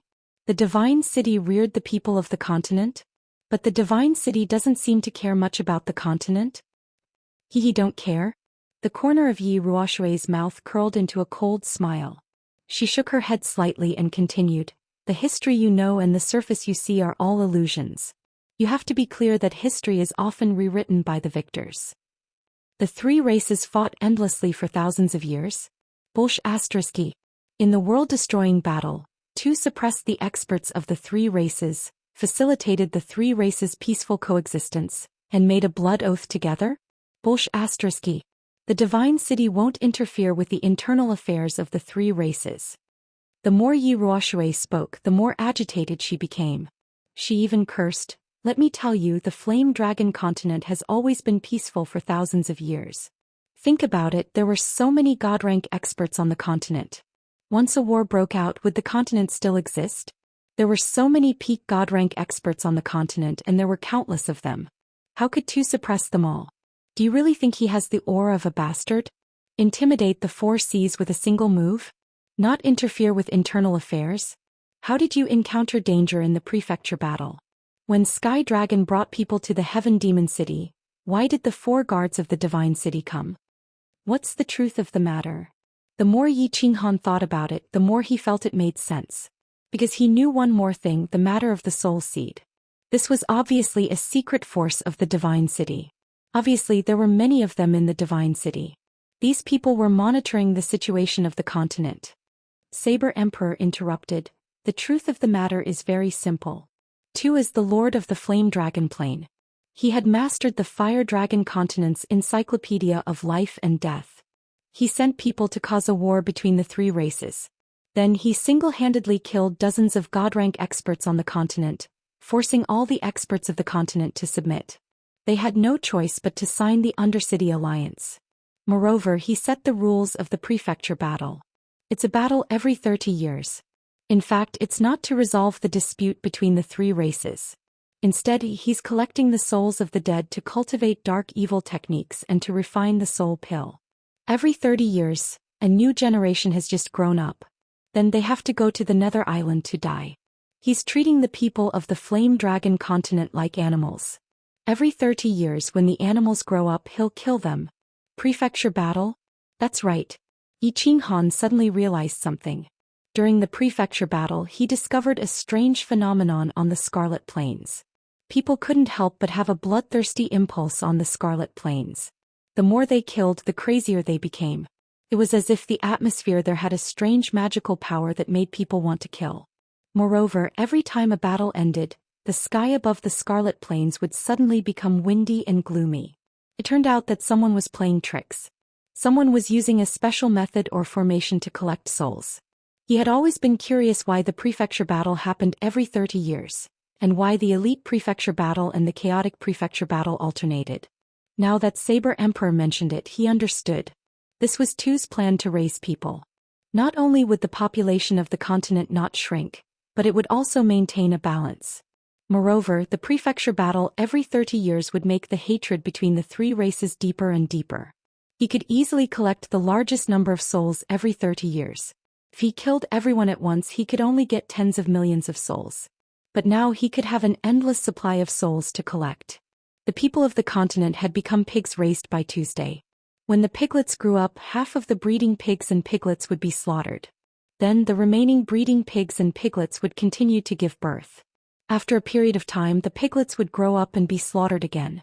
This cycle would continue endlessly. What? Why didn't anyone kill Tu? Go and resist? Although Tu is a peak deity with so many experts risking their lives, they should be able to kill him. Yi Qinghan thought it was inconceivable. Tu had descended on the continent for thousands of years. He had experienced the prefecture battle more than 1,000 times. Tens of millions of people had died. Why didn't anyone resist? In the past, there were so many deities on the continent. Even if they weren't a match for him, dozens of deities could still kill him by self-detonation. Why didn't anyone resist? There were at least 100 deity-rank experts from the continent, and they all charged into the Divine City, but in the end none of them survived. Because Tu was the overlord of the Flame Dragon Plane. Therefore he had a mystical ability that the divine world had bestowed upon him, Overlord's will. Anyone with the aura of the Flame Dragon Plane would have their strength reduced by 1/10 in front of him. How do you think this battle would be fought? Those who went would only be throwing their lives away. 1/10? No wonder. How could the overlords will be so terrifying? Yi Qinghan recalled what Elder Lu had said. If they were in the divine world, he would have a 5% chance of defeating Tuesday. But in the flame dragon plane, even 10 of him wouldn't be a match for Tuesday. It seemed like Elder Lu had stayed at the God-slaying mountain for thousands of years and already had the aura of the flame dragon plane. But Lord Devour had also stayed there for a long time. Why could she defeat Tu so easily? How was she so powerful? After figuring out everything, he understood why the 5 of them were so agitated and indignant. The 5 of them had lived on the Flame Dragon continent for thousands of years and had developed deep feelings for it. Every 30 years, they would see hundreds of thousands of people fighting on Nether Island. Finally, they would turn into wisps of resentful souls that were collected by Tu for cultivation and alchemy. This resentment had accumulated over the years. Wouldn't they be angry? Wouldn't they be sad? Of course not. There's one more thing I haven't figured out. What can I do? Even if I cultivate to the divine realm, I might not be able to kill Tuesday. Didn't you say that he has the Overlord's will? Although he had figured out the matter, he was still very doubtful. Could he do something that countless experts couldn't do for thousands of years? We don't want you to kill Tu, and you can't kill him. Because he is the Overlord recognized by the divine world. Once the divine world finds out that he is killed, the divine world's law enforcement team will kill everyone in the Flame Dragon plane. This is what Lord Devour said. What we want you to do is to cultivate to the divine realm, then go to Purple Island and challenge the last barrier. Finally, you will reach the divine world and find a way to become the overlord of the Flame Dragon plane. In this way you can kill Tu openly and save the Flame Dragon plane. Saber Emperor said as he bowed deeply again. Why me? Can't you guys go to the divine world? Yi Qinghan helped Saber Emperor up and asked again. We can't. Because Tu has sealed the Flame Dragon plane. For thousands of years, no one has broken through this dead well and gone to the divine world. Yi Ruoxue shook her head slowly and revealed a trace of disappointment on her face. In the last barrier of Purple Island, he got a powerful peak-level divine beast from the divine world. The Flame Dragon plane lacks vitality. If the divine world's experts want to cultivate to the peak, they need at least tens of thousands of years. That year all the peak-level divine realm experts were killed by Tuesday. But you are different. Because you have the divine beast soul devouring beast and the abnormal body fusion battle skill, you have the highest hope of walking out of this dead well. You will pierce through the sky of the Flame Dragon continent and break through the blue dome of heaven. Chapter 378. Xiaxia. Listening to them, Yi Qinghan cursed under his breath, keeping silent. These old things had set up a trap for him. They had put a heavy burden on his shoulders that made it hard for him to breathe. He had never thought of himself as Spider-Man or Superman. He didn't have a sense of justice.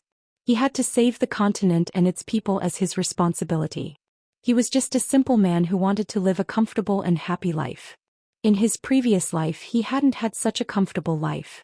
In this life he had transmigrated to this world, but he was a good-for-nothing. He didn't believe in heaven or fate. With the help of the soul ring his father had left him, he had summoned Xiao He. He had put his life on the line, endured the extreme pain and risked his life time and time again. Finally, he had become an outstanding man, the top expert of the continent. He had several peerless beauties, his own home and his own happy life. He had never wanted to be the savior of the continent. What did the people of the continent have to do with him?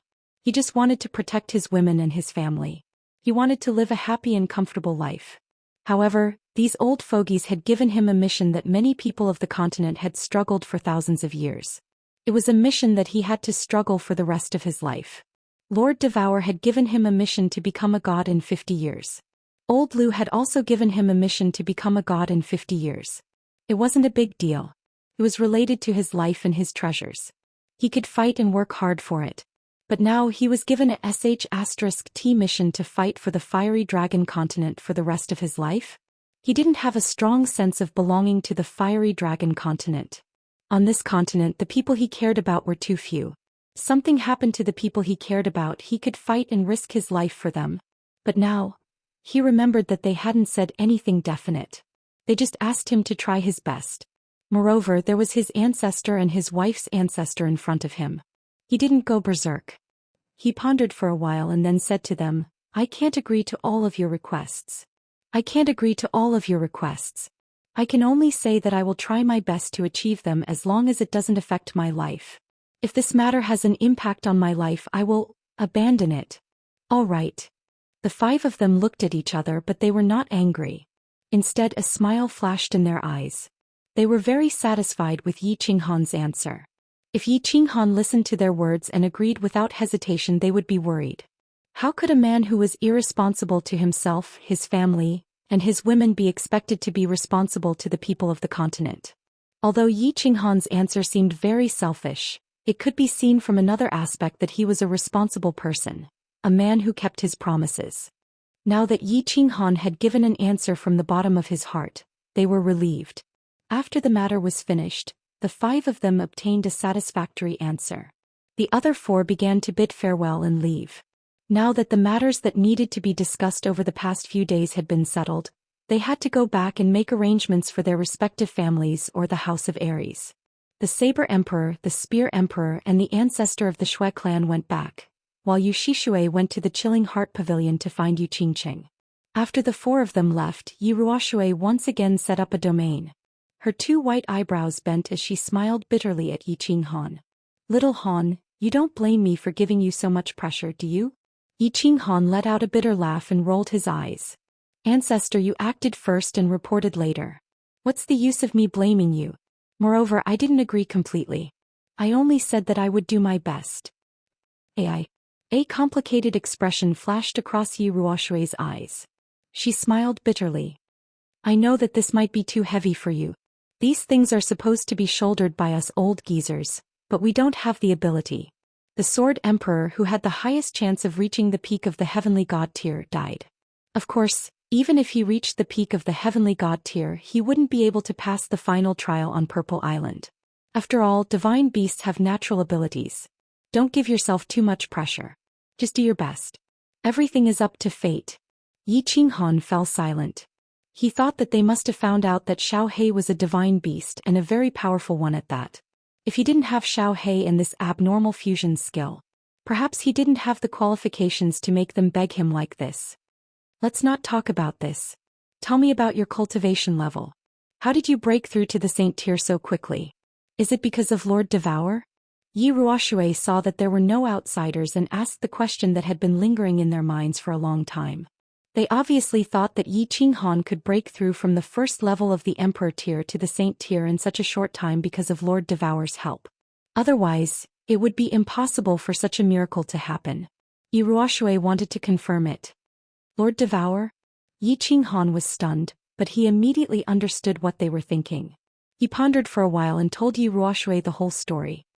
He told them about how he obtained the divine skin in the barbaric mountain and comprehended a profound mystery from it. Then he refined the pure energy from the divine skin and the energy from Yi Qingyu's jade spirit body to reach the peak of the Emperor tier. Of course, in the end, because he had intercourse with Yu Qingqing, he suddenly entered the soul silence state and comprehended the profound mystery of space wave. He didn't tell them in detail and just vaguely explained it. Moreover, he didn't tell them about how he obtained the Carefree Pavilion and the beach raindrops painting in the Carefree Pavilion. He also didn't tell them about killing Tu Qianjun in the barbaric mountain. He subconsciously wanted to keep some things a secret. It wasn't that he didn't trust Yi Ruoxue.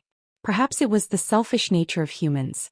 The sudden increase in Yi Qinghan's strength could be said to have been achieved with the help of many treasures. The Li Xiang beast's divine skin and Yi Qingyu's jade spirit body allowed him to break through to the peak of the Emperor tier. The beach raindrops painting and the soul silence state allowed him to comprehend the profound mystery of space wave. Of course, Yi Qinghan was a little confused. It wasn't that he hadn't entered the soul silence state before. In fact, he had done so many times at the Fallen God Mountain. However, it seemed like he had improved even more this time. He had asked Yu Qingqing about this before, but she only knew a little about it and wasn't very clear. It's definitely the soul silence state. Yi Qinghan wasn't sure, but Yu Shixue was certain of this after investigating Yu Qingqing's situation and listening to her bashful recount of what had happened that day. Little Qingqing, show me the method power you've comprehended. Yu Shixue suddenly thought of something and her expression became extremely excited. She had predicted that something amazing would happen when Yu Qingqing and Yi Qinghan intercourse for the first time. However, she hadn't expected that the outcome would be far beyond her expectations. Yu Qingqing had entered the soul silence state, and she had suddenly comprehended a strange, profound mystery. She hadn't just comprehended it but had completely comprehended it. Her cultivation had reached the peak of the second level of the Emperor tier, and her soul had also become much stronger. If this wasn't the soul silent state that the Moon Queen had mentioned, there was no way to explain it. I'll go get the zither. Yu Qingqing nodded. The two of them were currently on the Chilling Heart Pavilion's rooftop. Yu Qingqing walked into her room, holding a black zither in her hands. She sat down cross-legged on the rooftop and began to play. Clang clang. A melodious and beautiful sound began to ring out from the Chilling Heart Pavilion's rooftop, spreading throughout the entire Yi family castle. There was nothing wrong with the sound of the zither. It was just an ordinary lyrical song, high mountains and flowing water. The problem lay in the person who heard it.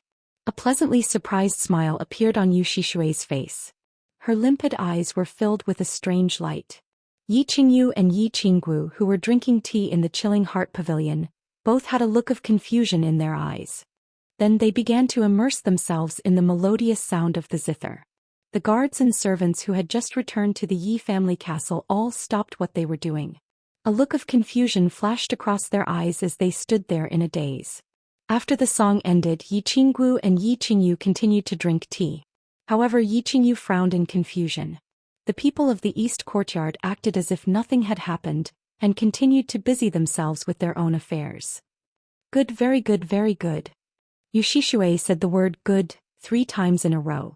Her face was glowing with excitement. Congratulations, little Qingqing. You've actually comprehended the legendary divine sound law technique. This is too inconceivable. You are the second genius to appear on the continent after Yi Qinghan in the last few thousand years. You are the undisputed second genius. Chapter 379. Divine Sound Law? Yu Qingqing stared at Yu Shishui in astonishment. She had been trying to figure out what kind of method power she had comprehended over the past few days. Even when Yi Qinghan asked her, she only told him that she had a slight breakthrough because she wasn't sure.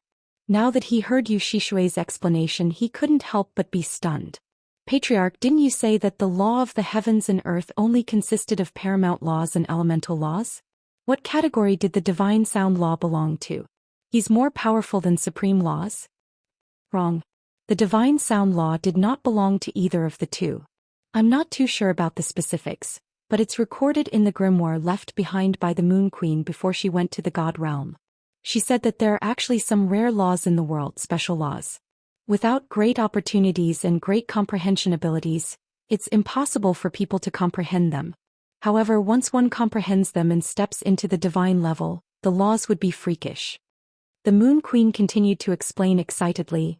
When you were playing the guqin just now, even Yi Qingyu, a sage, fell into a daze. I reckon that this law of yours belongs to the soul category and can confuse the enemy's soul. Little Qingqing, walk down the path of the law. Who knows, you might become the second Yi Qinghan. I look forward to your future achievements. So powerful? Yu Qingqing's mood was also slightly excited. Originally, she simply liked to play the zither and had played the zither in the Yu clan for more than 10 years. When Yi Qinghan fell into the god-slaying mountain, she also relied on playing the zither to relieve the depression and loneliness in her heart. Finally, in the deep state of soul silence, she also heard a very wonderful song. He did not expect that he had actually comprehended the divine sound law, which was a soul-type technique. All of this seemed to be the will of the heavens, and everything seemed to have a cycle of karma. Nodding her head, she smiled. Qingqing will definitely continue walking down this path because Qingqing truly loves music. Being able to enjoy music while cultivating at the same time, this is Qingqing's great fortune. Yu Shishui gave Yu Qingqing a gratified smile, then gave her a few more instructions before teleporting back to Tranquil Lake Island. Ancestor, I forgot to ask. How can I become the overlord of the Flame Dragon Plane? After speaking with Yi Ruoshui, Yi Qinghan prepared to return to the Chilling Heart Pavilion. However, he suddenly thought of a problem. Since he had agreed to become a deity, he had to figure out what this mission was all about. I'm not too sure myself. I'm afraid I'll have to go to the God realm to find out.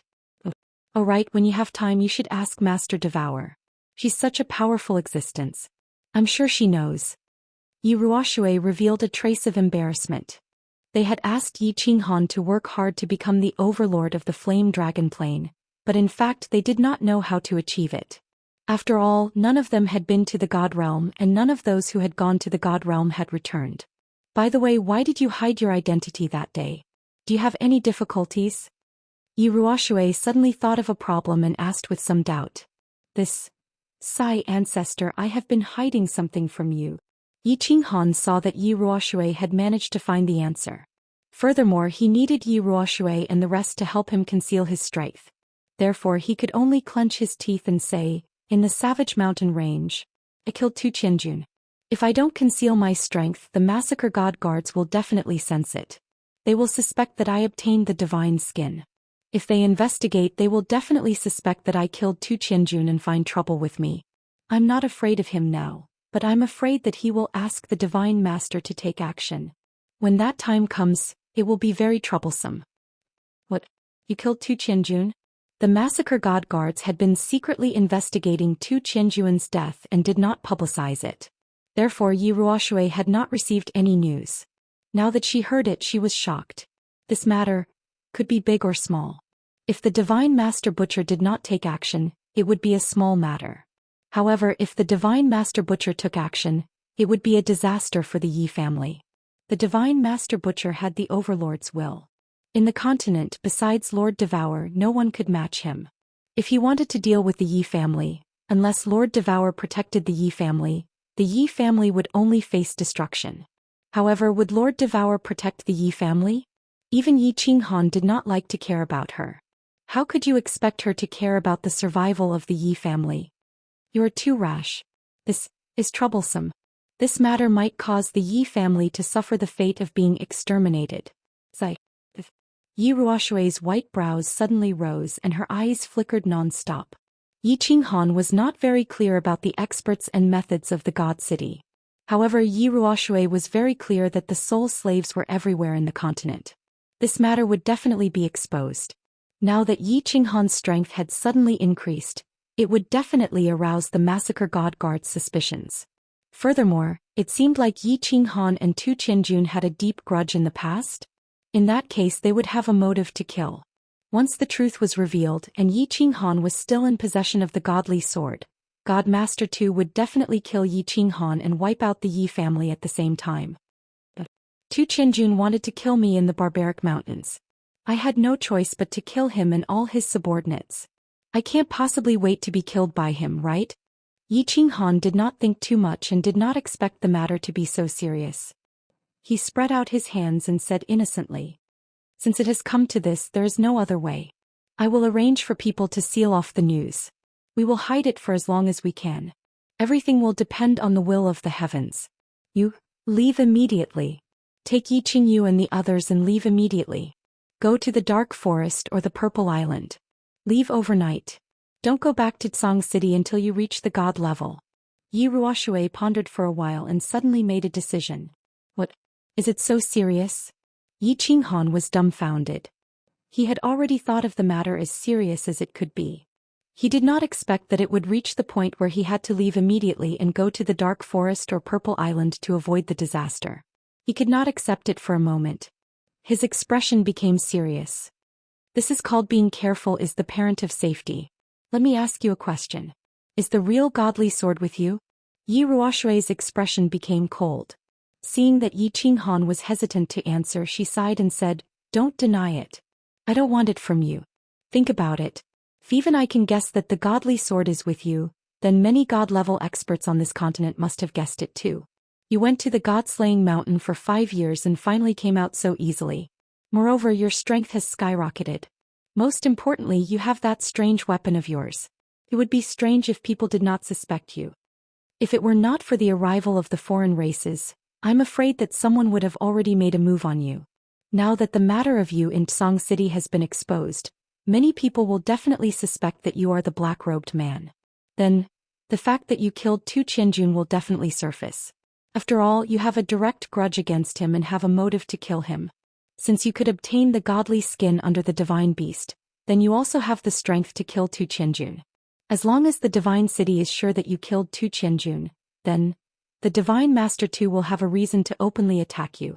He will definitely use the excuse of avenging Tu Qianjun to kill you and take the godly sword. If you continue to stay in the Yi family, there will only be two results. First, you are likely to be slaughtered to death. Second, you are likely to implicate the Yi family and lead to the destruction of the Yi family. Yi Qinghan touched his nose and only came back to his senses after a long while. However, his face turned bitter. Yi Ruoshui's analysis was correct. He had thought things too simply. He began to lament his bitter fate. His strength had just greatly improved and he had helped the House of Ares kill countless foreign races. It was fine if he could not become famous. Now it seemed that he couldn't even bring his wives to live a comfortable life. His life was really king lonely like the snow. After pondering for a moment, Yi Qinghan smiled bitterly and made a decision. Then let's go to the Purple Island. Going to the dark forest feels like begging. I don't like the days of living under someone else's roof. Chapter 380. All right. You pack up and say goodbye to Sky Dragon. Tell me when you are ready. I will take you there immediately. Yi Ruoshui actually hoped that Yi Qinghan would go to the Dark Castle. After all, Lord Devour would take care of him because of his relationship with Xiao He. However, the Purple Island was the safest place. Now that Yi Qinghan had made up his mind, she couldn't say anything else. Don't. Since he had made up his mind, Yi Qinghan didn't feel so conflicted. His face revealed a trace of ruthlessness as he waved his hand and said, "You can't take me there. Not only can you not take me there, but you have to wait until I reach Xidao. You have to ask the family to put up a notice to expel me from the Yi family forever. You have to tell the world that I have nothing to do with the Yi family anymore. The Yi family won't be responsible for my behavior." All right. How are you going to get there? The Purple Island is in the east of the Hidden Island. It was Yi Qinghan who had asked the Yi family to expel him. Yi Ruoshui was also an ambitious person. She was a little surprised, but she didn't hesitate much. Since Yi Qinghan had asked, it didn't matter anymore. As long as the Yi family recognized Yi Qinghan, it was fine. They could just let him return to the family in the future. I have my own way. You don't have to worry about my safety. Did you forget how I disappeared a few days ago? Yi Qinghan laughed but didn't point it out. After all, old Lu didn't want too many people to know about his existence. As for his safety, he wasn't really worried. As long as he controlled the Freedom Ring and opened the door to enter the Freedom Pavilion, he would enter an independent space. Once he entered, the door would disappear. Why would he be afraid of the Divine Lord? This time he went to the Purple Island because he was afraid that Yi Qingyu and the other two would be bored staying in the Freedom Pavilion. Otherwise he wouldn't even want to go to the Purple Island. He would just cultivate in the Freedom Pavilion. Patriarch, please take me to the Chilling Heart Pavilion. In the future, you must take care of yourself. Finally, Yi Qinghan dropped to his knees and kowtowed 3 times in front of Yi Ruoshui. Well, don't worry too much. Maybe things won't be so pessimistic. Moreover, I can often take people to the Z Island to see you. Yi Ruoshui looked at Yi Qinghan with guilt. She held him up with her hands and her eyes were slightly moist. This child was only 21 years old, yet he had already experienced so many hardships.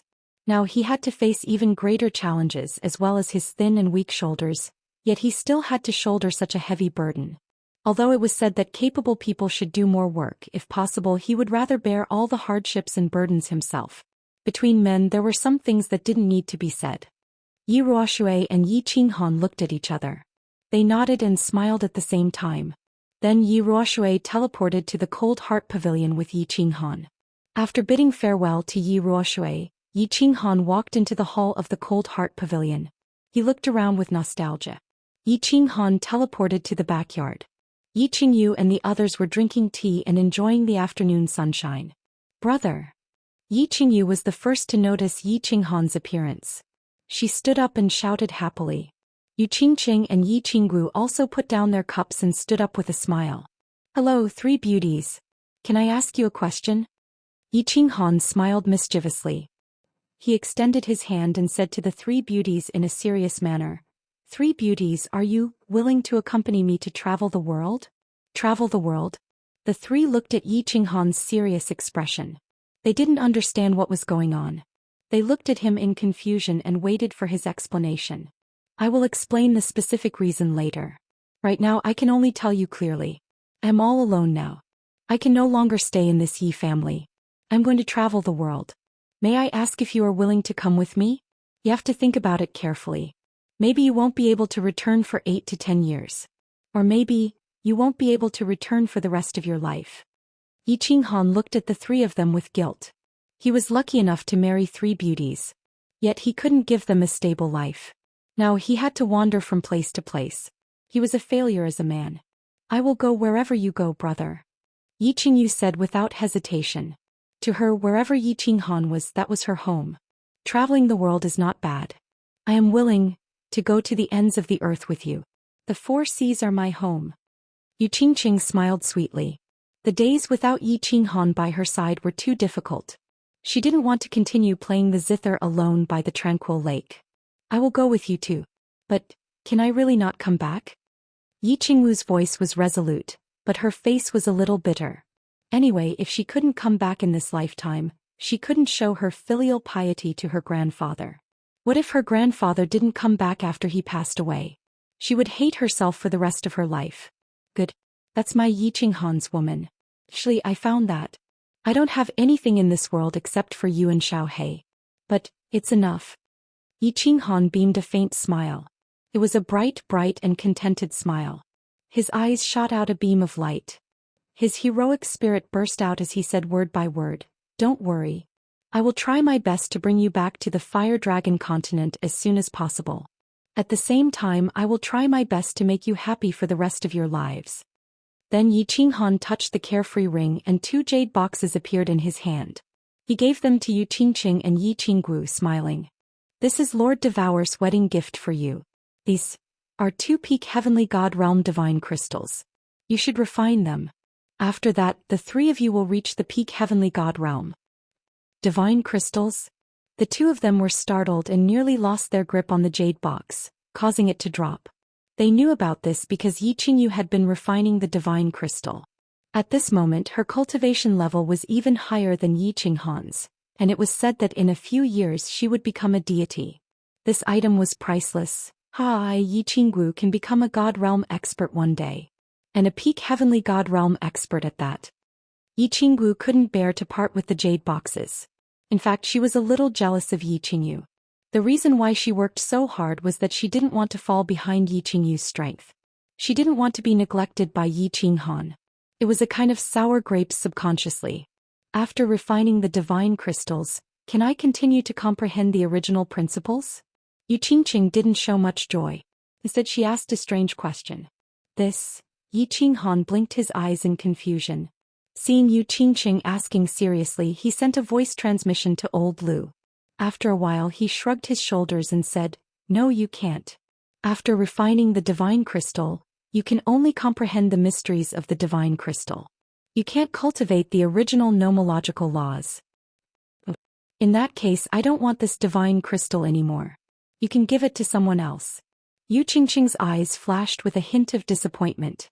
Then she smiled and felt relieved.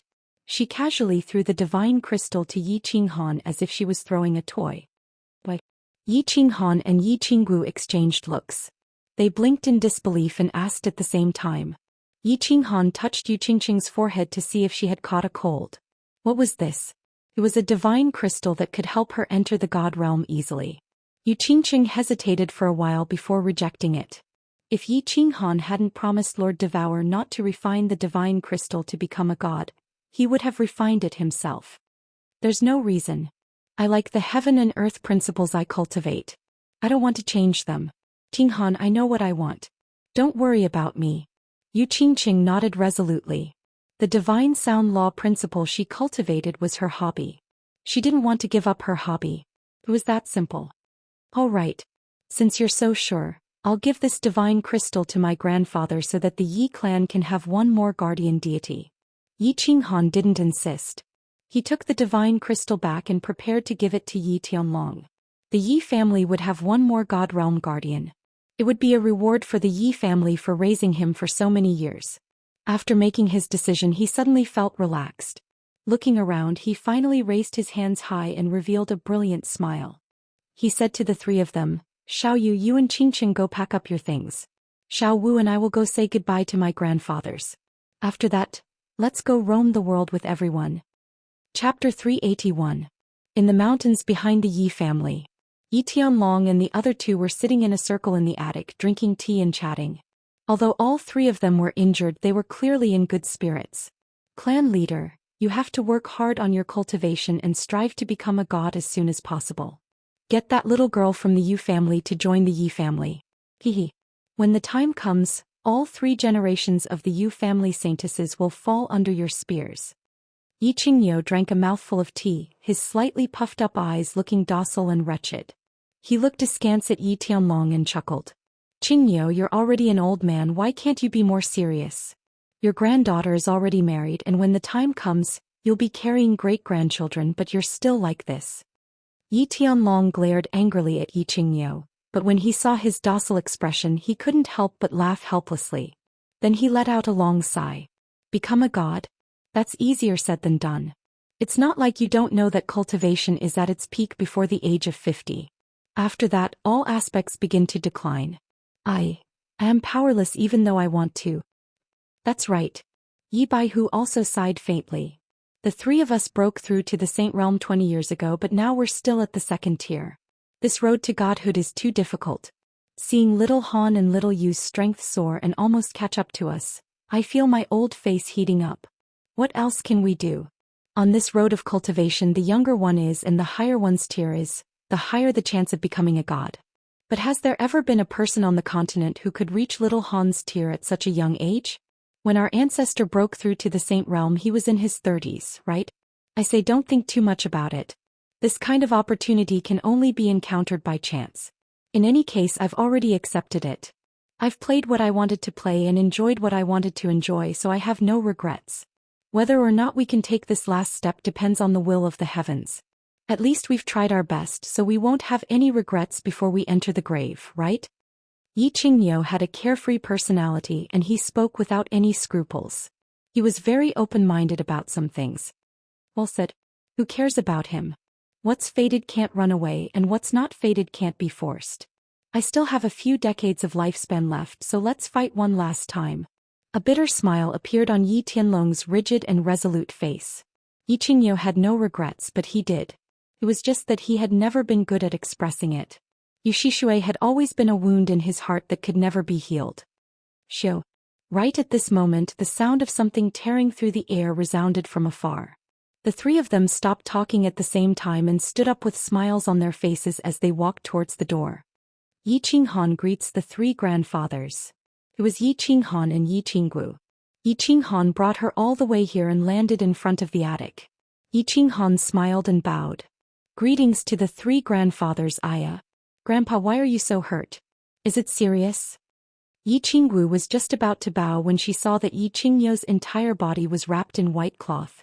Her pretty face immediately paled in fright, and she hurriedly threw herself at Yi Qingyo, inspecting him from head to toe in worry. Girl, what are you making a fuss about? You're already married, so why are you still so unsteady? As a cultivator, getting injured is a common occurrence. What's so strange about that? Who is your grandfather? He's a saint expert, so he'll be fine after a few days of rest.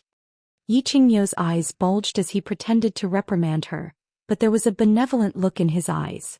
He obviously didn't want to lose face in front of Yi Tianlong, Yi Baihu and Yi Qinghan. Grandpa Qingyo, these are 10 bottles of peerless healing medicine. Apply them on your injuries and they'll be fine in a day. Yi Qinghan was already prepared, and he asked for 10 bottles of healing medicine from the Immortal realm from Elder Lu and handed them over. He knew that if Yi Qinggu saw Yi Qingyo's injuries, she would probably be extremely worried, and she would probably make a fuss about staying for a few more days. Grandpa, quickly go in, I'll apply it for you. Yi Qinggu took the bottles. Thinking about how she was about to leave, tears welled up in her eyes, and she supported Yi Qingyo as they walked in. After busying herself, the healing medicine was indeed miraculous. Once it was applied, the wounds healed at a speed visible to the naked eye.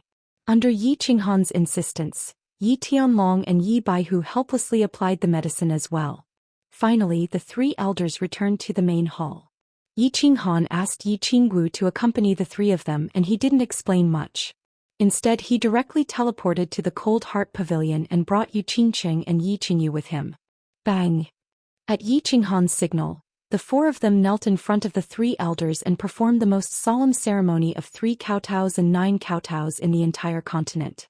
The three elders were baffled, and Yi Qinggu was a complete mess of tears. Yi Qingye was so anxious that he almost went berserk. Grandpa's Qinghan will take them far away from Tsang City in a while. After this trip, I don't know when I'll be able to return to fulfill my filial duties to the three of you. Don't be in a hurry to ask, wait for me to finish speaking. This is something that the old ancestor and I have decided on together. As for the reason, the old ancestor will tell you. After we part today, I don't know when we will meet again. I hope the three grandpas will take good care of yourselves. Of course, if the three grandpas have the time, you can come to Purple Island to see me. I will also do my best to return to Tsang City as soon as possible. The corners of Yi Qinghan's eyes were also brimming with tears. Although he had rarely seen the three elders in the first 15 years of his life, they had always treated him very well after he left the Infatuation Garden. Especially before he was trapped in the God-slaying mountain, Yi Qingyo and Yi Tianlong's angry roar made him feel their sincere love for him. Of course, this might have something to do with the sudden increase in his strength, but at least from that moment on he began to accept these three people. This is a peak heavenly god divine crystal. You can choose one person to refine it. This is my gift to you before you leave. After saying this, Yi Qinghan took out a green jade box and handed it to Yi Tianlong. Then together with the three of them he kowtowed heavily. In the end he took the muddle-headed Yi Qinggu with him, forcefully suppressing the grief in his heart, and resolutely turned around and left. Yi Qinghan knew that he had to cut the Gordian knot, or else he might not be able to leave for a few days. Patriarch, what's going on? Yi Qingye wanted to chase after them, but he was stopped by Yi Tianlong. His eyes bulged and he stamped the ground heavily, his face full of irritation as he roared. What's the hurry, Qingye? Didn't you hear little Han say that we can go to Purple Island to see them in the future? I've already sent a message to the old ancestor. Let's wait for him to come before we ask him. Hey, what happened? It's so serious that we have to go to Purple Island to seek refuge? Yi Tianlong glared at Yi Qingye, as if blaming him for not being able to distinguish the severity of the situation. Yi Baihu was still shocked by the peak heavenly god divine crystal that Yi Qinghan had given to the Yi family. The two of them were roused by Yi Tianlong's words. Yi Qinghan's strength had just improved greatly, and he had resolved a great crisis for the House of Aries. Now he had to leave in a hurry. Moreover, the three of them simultaneously thought of Yi Qinghan's strange appearance and deliberately altered voice when he was killing the outsiders. Could it be that he had encountered some great trouble that even the Yi family couldn't protect him? Because he killed Tu Qianjun, so he must leave. Otherwise the Yi family will be finished. At this moment Yi Ruoxue suddenly teleported over. She let out a deep sigh and said somewhat helplessly, "Pass down my order. Seal up the outside of Tiansong City. Anyone who talks about this matter will be expelled from the Yi family. Those who are serious will be killed on the spot." A moment later, a luxurious carriage without any insignia quietly left from the east gate of Tiansong City, leaving behind a trail of dust. Chapter 382. Recently, something strange had happened in the House of Aries. It was so strange that people were a little scared. All the experts who had participated in the great battle in Tsang City a few days ago and survived the calamity received the highest level order from the Divine Battle Abode. It meant that they were forbidden to talk about the giant face and the black-cloaked man who had spread the news of that battle. Moreover, it was even more serious this time. The House of Aries had directly issued a war god blood order, saying that this matter was related to the survival of the House of Aries. Anyone who talked about it would be killed without mercy. Last time in Tsang City, perhaps all the experts were suspicious. But this time they were obviously frightened. This matter was obviously very serious. It was so serious that it was related to the survival of the House of Aries. Who dared to talk about it? Many people had secretly talked about it with others. They hurried to clean up their messes. Others wanted to bury this matter in their stomachs. Obviously, Yi Ruoxue's 2 muting spells had played a big role. Although all the God Realm experts on the continent had used their soul consciousness to check occasionally during that battle, they were afraid of enraging Jinqi. However, because he was afraid of angering Jinqi, he didn't dare to spread his divine sense to the center of the battlefield. Later, after the giant face appeared, he didn't even dare to investigate from afar. Only after the battle was over, when the giant face and the alien tribes had disappeared, did they dare to spread their soul consciousness. But they found that the alien tribes had all disappeared. However, at that moment, it was obvious that they all thought that Lord Devour had killed or driven away the alien tribes. That was how this world-ending crisis had ended. While the barbarian god mansion's hidden island was secretly happy, they began to inquire about what had happened. While the demon god mansion's divine city was cursing, they also began to inquire about what had happened that day. Yi Ruoshui's first message was effective. That night, many soul consciousness had locked on the Emperor Realm warriors on the Tsong City's square. But no one talked about it afterward. They only heard that a black-cloaked expert had saved the House of Ares. This half-understanding made them even more curious. Hence, the spies of the House of Ares, who had been bribed in 2 prefectures, 1 city and 1 island, began to investigate everywhere. They wanted to get to the bottom of what had happened that day. Otherwise, they would feel uncomfortable if they were hung up on one thing. However, under the second gag order from the House of Ares, they did not manage to obtain any concrete information. This was even more incredible. The various powers hadn't paid much attention to it at first, but now that the House of Ares had issued a few gag orders, they understood this matter so well that not a single hint of it leaked out. No one would believe that there was no secret hidden in this. Therefore, the entire House of Ares appeared calm on the surface, but under the surface, a turbulent undercurrent was surging. Although the gag order had been issued twice, it was obvious that there were still people who dared to go against the rules of the House of Ares and whisper to each other. For example, Yi Jian had the guts to do so. Yi Jian had always been a snobbish person. When he was young, his talent was average and he was suppressed by Yi Dao for decades. However, he had always endured. That time Yi Dao stubbornly went to the god-slaying mountain. He thought it was an opportunity, so he made a decisive move. In the end he won and Yi Dao died. Under his careful management, the first branch controlled the Yi family and the south of the House of Ares. However, 6 years ago, Yi Dao's son suddenly became extremely powerful. During the battle in the Garden of Enchantment, Yi Tianlong was lured out. In the end, Yi Qingquang was crippled and he was imprisoned. The second branch once again suppressed the first branch. He did not give up and continued to endure. In the back mountain, because there were no mundane matters to deal with, he had plenty of time. Coupled with his stubborn personality, he was lucky enough to break through to the Saint Realm and return. However, he thought he could revive the first branch, regain power and restore his former glory and dignity. However, he realized that the sky in Tsong City seemed to have changed. Yi Qinghan became the young clan head, and his position was firmly above him. Furthermore, the family did not confer him the position of heavenly elder, and he did not even have the position of an elder with actual power. Furthermore, his son did not have a soul seed planted in him. Alright, continue to endure. That day when that black-robed man appeared and instantly killed a group of peak sages, and he confirmed the identity of that black-robed man from Yichang. He knew that he could not endure anymore. Decided to make a move. Are you sure that Tu Qianjun died in the barbaric mountains? In the study, Yi Jian carefully released his sage domain. At the same time, he carefully communicated with Yi Qingquang via voice transmission.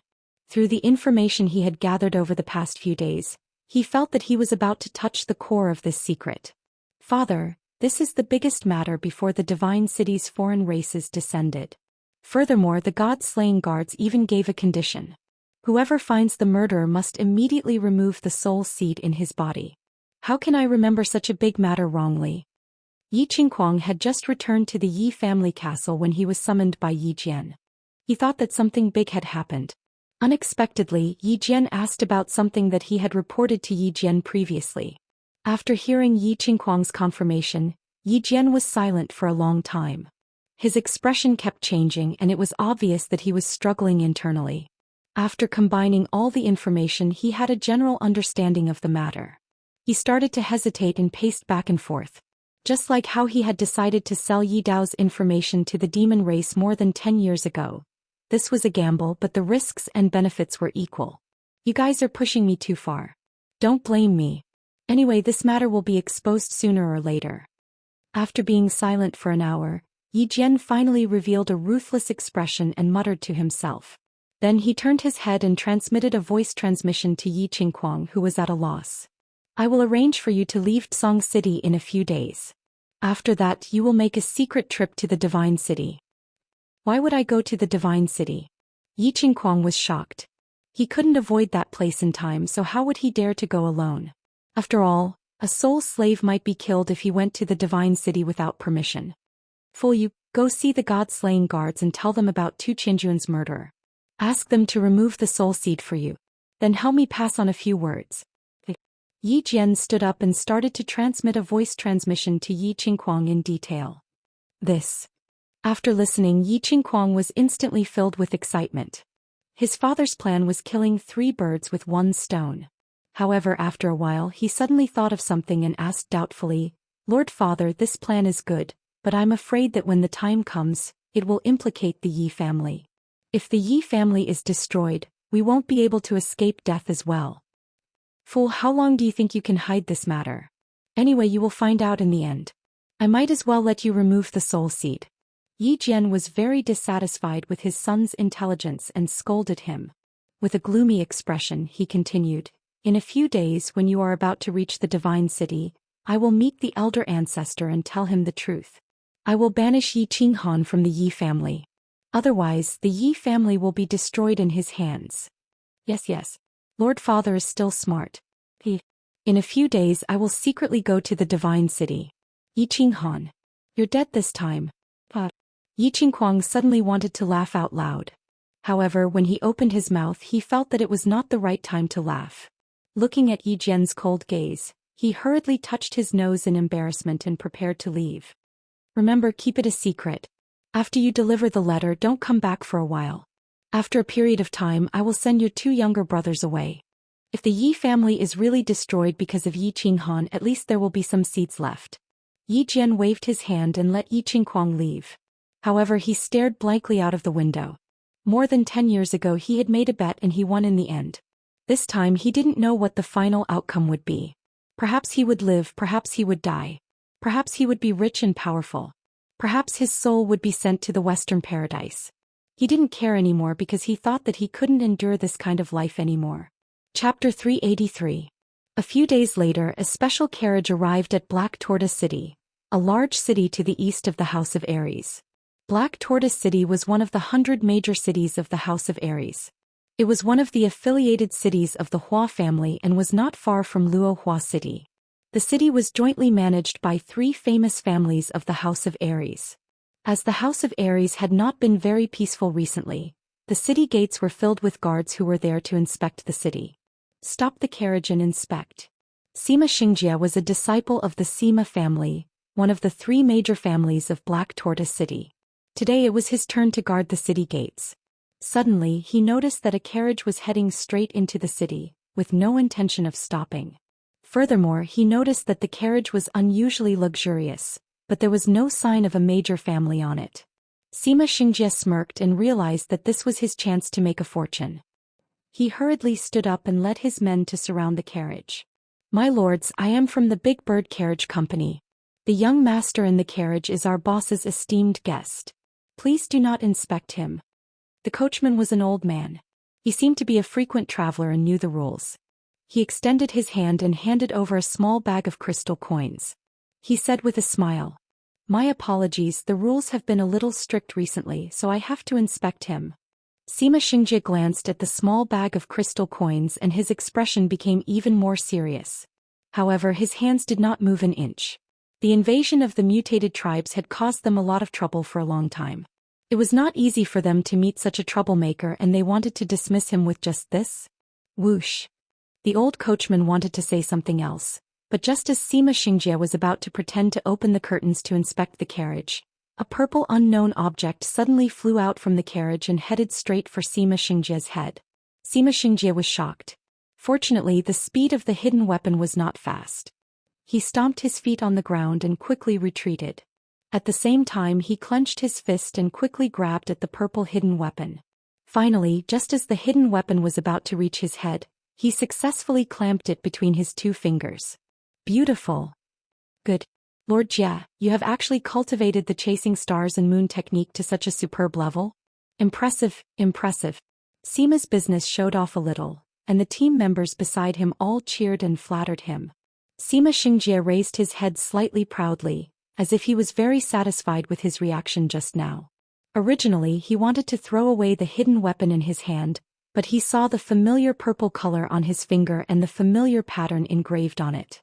After rolling his eyes a few times, his expression suddenly changed. He furiously waved his sleeve and put the purple crystal coin in his hand into his sleeve without leaving a trace.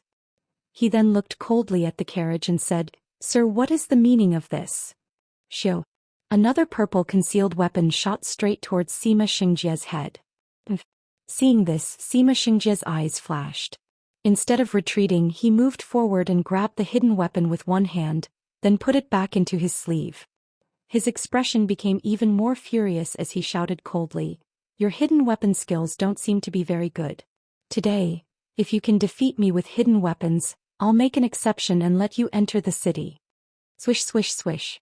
The people in the carriage didn't hold back and actually shot out countless purple hidden weapons, aiming for the vital parts of Sima Xingjia's body. Sima Xingjia's eyes suddenly widened and his battle aura surged. This time he used both his hands at the same time, continuously flashing in the air and grabbing the purple hidden weapons one by one. He even bit one hidden weapon with his mouth. In the end, because there were too many hidden weapons, he was hit in the chest by one hidden weapon. He staggered a few steps and fell on his butt. "You win. Move aside, let them enter the city." Sima Xingjie didn't care about his pathetic appearance on the ground. He quickly put the purple hidden weapon in his chest into his sleeve, then shouted at the carriage with a face full of grief and indignation. At the same time, he waved his hand to signal his subordinates to move aside. Young master, this person is too boring. I still want to continue smashing him." The carriage sped towards the city gate, leaving behind a silvery young woman's voice. "Sir Jia, are you all right? Are you hurt anywhere? Sir, why did you let them enter the city? You should have sent a signal to the clan to capture them." The moment the carriage entered the city, the group of guards hurriedly came over to support Sima Xingjie, their faces full of concern and anger. What do you know?" Sima Xingjie immediately stood up. He looked at the back of the carriage at the city gate and revealed a sinister smile. Then he reached into his sleeve with his left hand. Under the puzzled gaze of the crowd, he opened his palm, revealing a dazzling purple light. It was more than 10 purple crystal coins. The dozen or so guards surrounding Sima Xingjie suddenly became dumbfounded when they saw the dazzling purple light. This was more than 1,000 crystal coins. It was enough to spend in the best brothel in Xianwu City for a year. Who was inside the carriage? They actually used purple crystal coins to smash people? Even the #1 young master of the east of the House of Aries would not dare to do such a thing. And it seemed that the woman just said that she hadn't smashed enough? The carriage traveled on a flat street. A young master was lazily reclining on a soft chair in the carriage. Sitting next to him was an extremely beautiful woman. She had a pair of beautiful little hands, and she was pushing a fruit apart before splitting it into a small portion and sending it to the young man's mouth. "How is it? Little Peach Blossom, how did you feel when you smashed people with purple crystal coins? Was it very satisfying?" The young master opened his mouth and bit the fruit. At the same time, he quickly kissed the beautiful woman's beautiful little hand and said with a smile, "Oh, it's not fun at all. I thought he would be able to last a few more times. I didn't expect him to be so fast. I haven't gotten addicted yet. This person's character is not that good." The woman called Little Peach Blossom rolled her eyes. Her eyes were like silk as she smiled coquettishly. You are a lady from a prestigious family. You don't know how expensive rice is. Thinking back to when I was in Barbarian City, I went into the mountains to hunt magical beasts for a few dozen crystal coins. I almost died a few times. You have already spent more than 1,000 crystal coins and he still doesn't stop. In the end, you won't even have a single crystal coin left. Bad character? There are too few people with good character in this world. They often seem to be very loyal, but in fact they feel that their betrayal is not enough. The young master looked at the woman who was acting coquettishly and laughed. He pulled the woman to sit in his arms and started to grope her wantonly. That's right. These were Yi Qinghan and Yu Qingqing, who had left Song City for the Purple Island. After Yi Qinghan left the mountain behind the Yi family castle, he directly hired a luxurious carriage in Song City and rushed to the east. Because of the existence of the Carefree Ring, Yi Qinghan didn't ask Elder Lu to teleport them to the Purple Island directly. After all, Elder Lu's appearance and teleportation would be exposed. If he asked Elder Lu for help, it would be a request. He still had 2 chances to attack and he didn't want to waste them. Moreover, he had the carefree ring. He could ask Elder Lu to release a wisp of divine sense outside. As long as a god-level expert was investigating, he would know immediately. At that time he could directly open the door to the Carefree Pavilion and enter. The Carefree Pavilion was an independent parallel space refined by the Soul Emperor. As long as someone entered, the void door would disappear. Inside the Carefree Pavilion, even Lord Devour wouldn't be able to break the void to hurt him. Therefore Yi Qinghan decided to travel to the Purple Island slowly. After all, he didn't know when he would return. Young master, we have arrived at the Black Warrior City's commercial street. After a while the carriage stopped abruptly. The old coachman called out in a soft voice. Yi Qinghan released Yu Qingqing unwillingly. He stretched his body and said with a smile, "Hee, all right. I will bring Little Lotus and Little Rose out. Everyone, let's go for a stroll. We will buy half of the things in Black Warrior City, then we will go to the Purple Island and rebuild the Cold Heart Pavilion. This brother is not short of money." Chapter 384. Yi Qinggu used the sadness of parting as motivation. After leaving Tsong City, she calmed herself down for half a day before entering the Chilling Heart Pavilion to ask Elder Lu to help her refine the divine crystal. Yi Qingyu also wanted to quickly comprehend the mysteries of the divine crystal so that she could become a god and help Yi Qinghan. Thus, she left Yi Qinghan and Yu Qingqing behind to cultivate in the Chilling Heart Pavilion. Yi Qinghan flashed into the Chilling Heart Pavilion and brought the 2 of them out after a short while. "What's wrong, little Han?" "Young master, I have only refined the divine crystal for a few days. I have just stabilized the energy in my body and sorted out the knowledge in my mind. Why did you call us out?" Yi Qingwu was still immersed in the shock of the divine crystal. However, she was pulled out by Yi Qinghan. She pouted her lips in dissatisfaction and stretched her body in the carriage. When she looked at Yi Qinghan, her heart skipped a beat. Yi Qingyu didn't say anything when she came out. Instead, she smiled and walked over to Yu Qingqing. She held Yu Qingqing's hand and listened to their conversation. "Little Rose, we are about to leave this place and go to the isolated island. Aren't you going to buy more clothes, utensils and tools? Let me tell you, there isn't a single person in that place. Moreover, we will be staying there for at least 10 years. When we have no clothes to wear, are you going to run around naked?" Yi Qinghan couldn't help but reach out and pinch Yi Qingwu's breasts. At the same time, he smiled mischievously as he hugged Yi Qingwu's voluptuous body. "Aya, you little scoundrel, you little pervert. If you don't stop, I'm going to scream." Yi Qingwu's breasts were suddenly attacked by Yi Qinghan in front of Yi Qingyu and Yu Qingqing. She was greatly shocked and embarrassed. She immediately slapped away that pair of big hands unceasingly. Only after he let go did she jump away from Yu Qingqing's and Yi Qingyu's hands.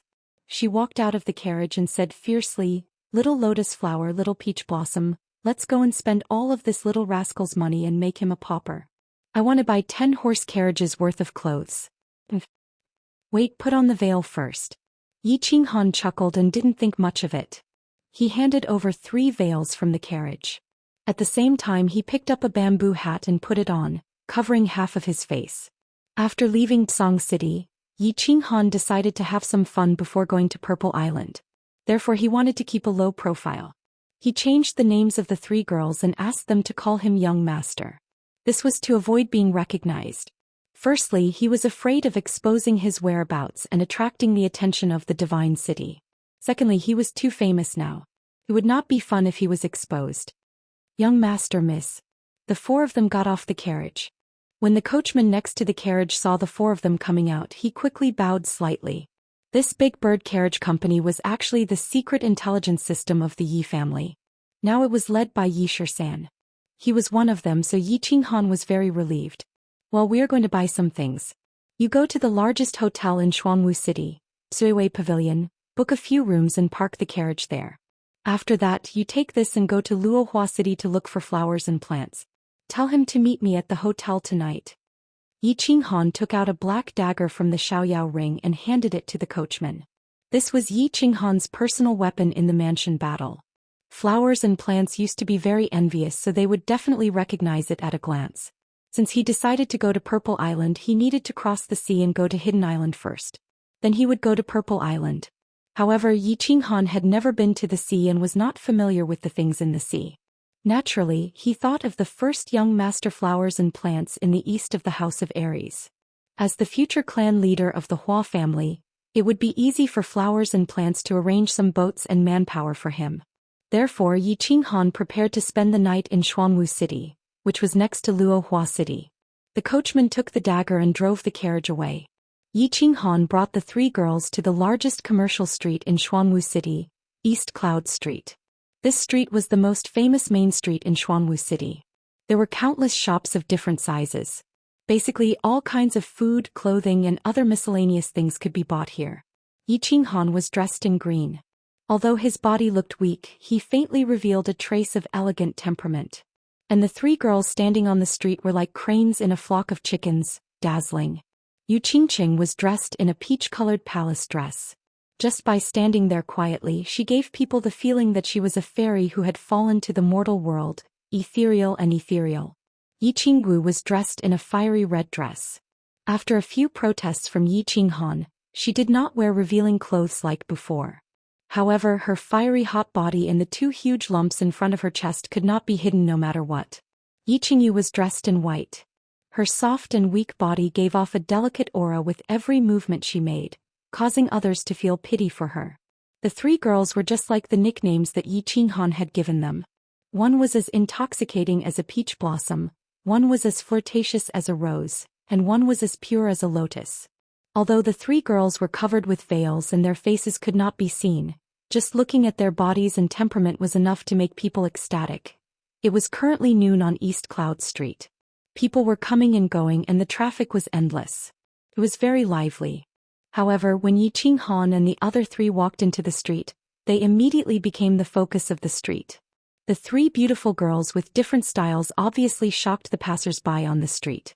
It should be known that it was rare to see such fairy-like figures. But now three of them suddenly appeared. Most importantly, the center of the three girls was obviously the man wearing the bamboo hat. For a moment, all kinds of soft swallowing sounds, exclamations, discussions and curses could be heard. All kinds of envious, intoxicated, greedy and jealous gazes drifted over the four of them. In the end, the men's gazes stopped on Yi Qinghan, who was dressed in green, and they began to guess his identity. What kind of young master from a great family could have such amazing luck with women? And the girls on the street also stopped their gazes on Yi Qinghan, as if they wanted to see Yi Qinghan's face clearly. What kind of man could make three girls fall in love with him? Just as the passers-by on the street were guessing the identities of the four of them turned into the first jewelry shop, then walked out after a while and went into the second clothing shop. And the owner of the first shop suddenly walked out, his face full of excitement. At the same time, he quickly called for a carriage and began to move things out of the shop. They actually moved all the things out of the shop, an entire carriage. Then the four of them walked out of the second shop and continued on to the next one. Similarly, in the second shop, they rushed to the door with faces full of excitement, and began to loudly order the shop's employees to load all the clothes in the shop into a large carriage. When the four of them walked into the third shop, they casually glanced around, then threw a bag of purple crystal coins, and the shop owner began to load the goods excitedly. Only then did the countless people on the street come to their senses and understand what had happened. They all looked at the four of them in horror as they continued on to the next shop. The street was silent. Looking at the increasing number of carriages filled with goods following the four of them, their eyes became more and more astonished. What was going on? Were the four of them crazy? Or were the purple crystal coins of the mainland going to be useless soon? It was not as if they had never seen a shopping spree before. A few days ago, the number one young master of Black Tortoise City, Sima Zhuiming, bought a large number of precious items on this East Cloud Street in order to win the favor of a lady. But young Master Sima paled in comparison to the four of them. What he did was called buying, but this was called clearing stock. He packed everything up and took it away. Without asking for the price, he just looked at the goods and threw a bag of purple crystal coins over. Although they did not know how much the goods in this shop were worth, seeing how the shop owner was grinning so widely that his teeth were about to fall off, they knew that he must have made a killing. Lunatic. Prodigal. Countless people began to curse in their hearts in shock. They hated this young master's crazy behavior to the core. He actually treated money like it was money. Wasn't this a clear slap to the faces of those who did not have money? At the same time they secretly despised him. This person was even crazier than the young master of Black Tortoise City. In order to win the favor of a lady he actually wanted to buy an entire street. How many purple crystal coins did he have to spend? What a complete prodigal, a hedonistic son of a rich family. Seeing the four of them continue to walk forward, countless people began to wake up. Many pedestrians who wanted to buy urgently rushed to the shops in front. If they continued to watch the show, the entire street would be cleared out. What else could they buy?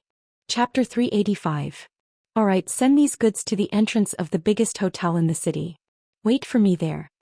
After more than an hour, Yi Qinghan looked at the dozen carriages behind him and nodded in satisfaction.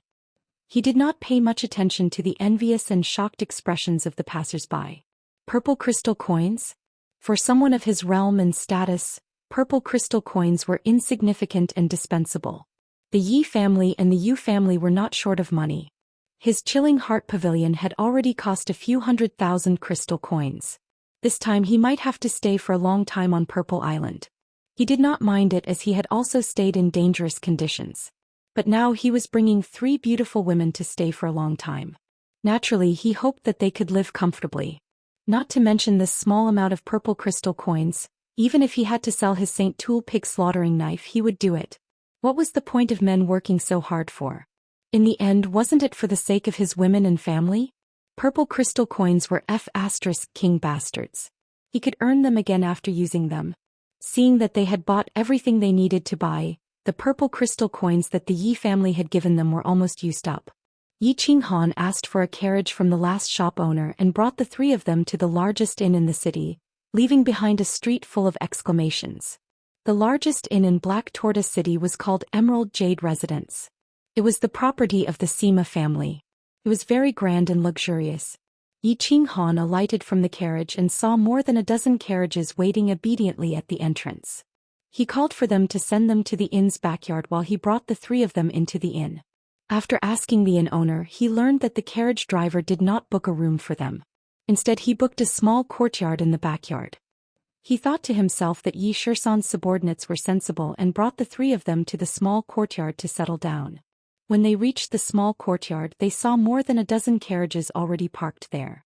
Yi Qinghan let the 3 of them rest in the room while he ordered the servants to leave. Then he placed all the items in the carriages into the free and unfettered pavilion. His treasury pavilion was filled to the brim. In the small garden he drank tea with the 3 women and enjoyed the afternoon sunshine and spring breeze. After nightfall Yi Qinghan estimated that flowers and plants should have arrived. He was about to ask people to set up a banquet. Unexpectedly, a melodious instrumental music came from the main building of Tsuwei Pavilion in front, attracting the attention of the 4 people.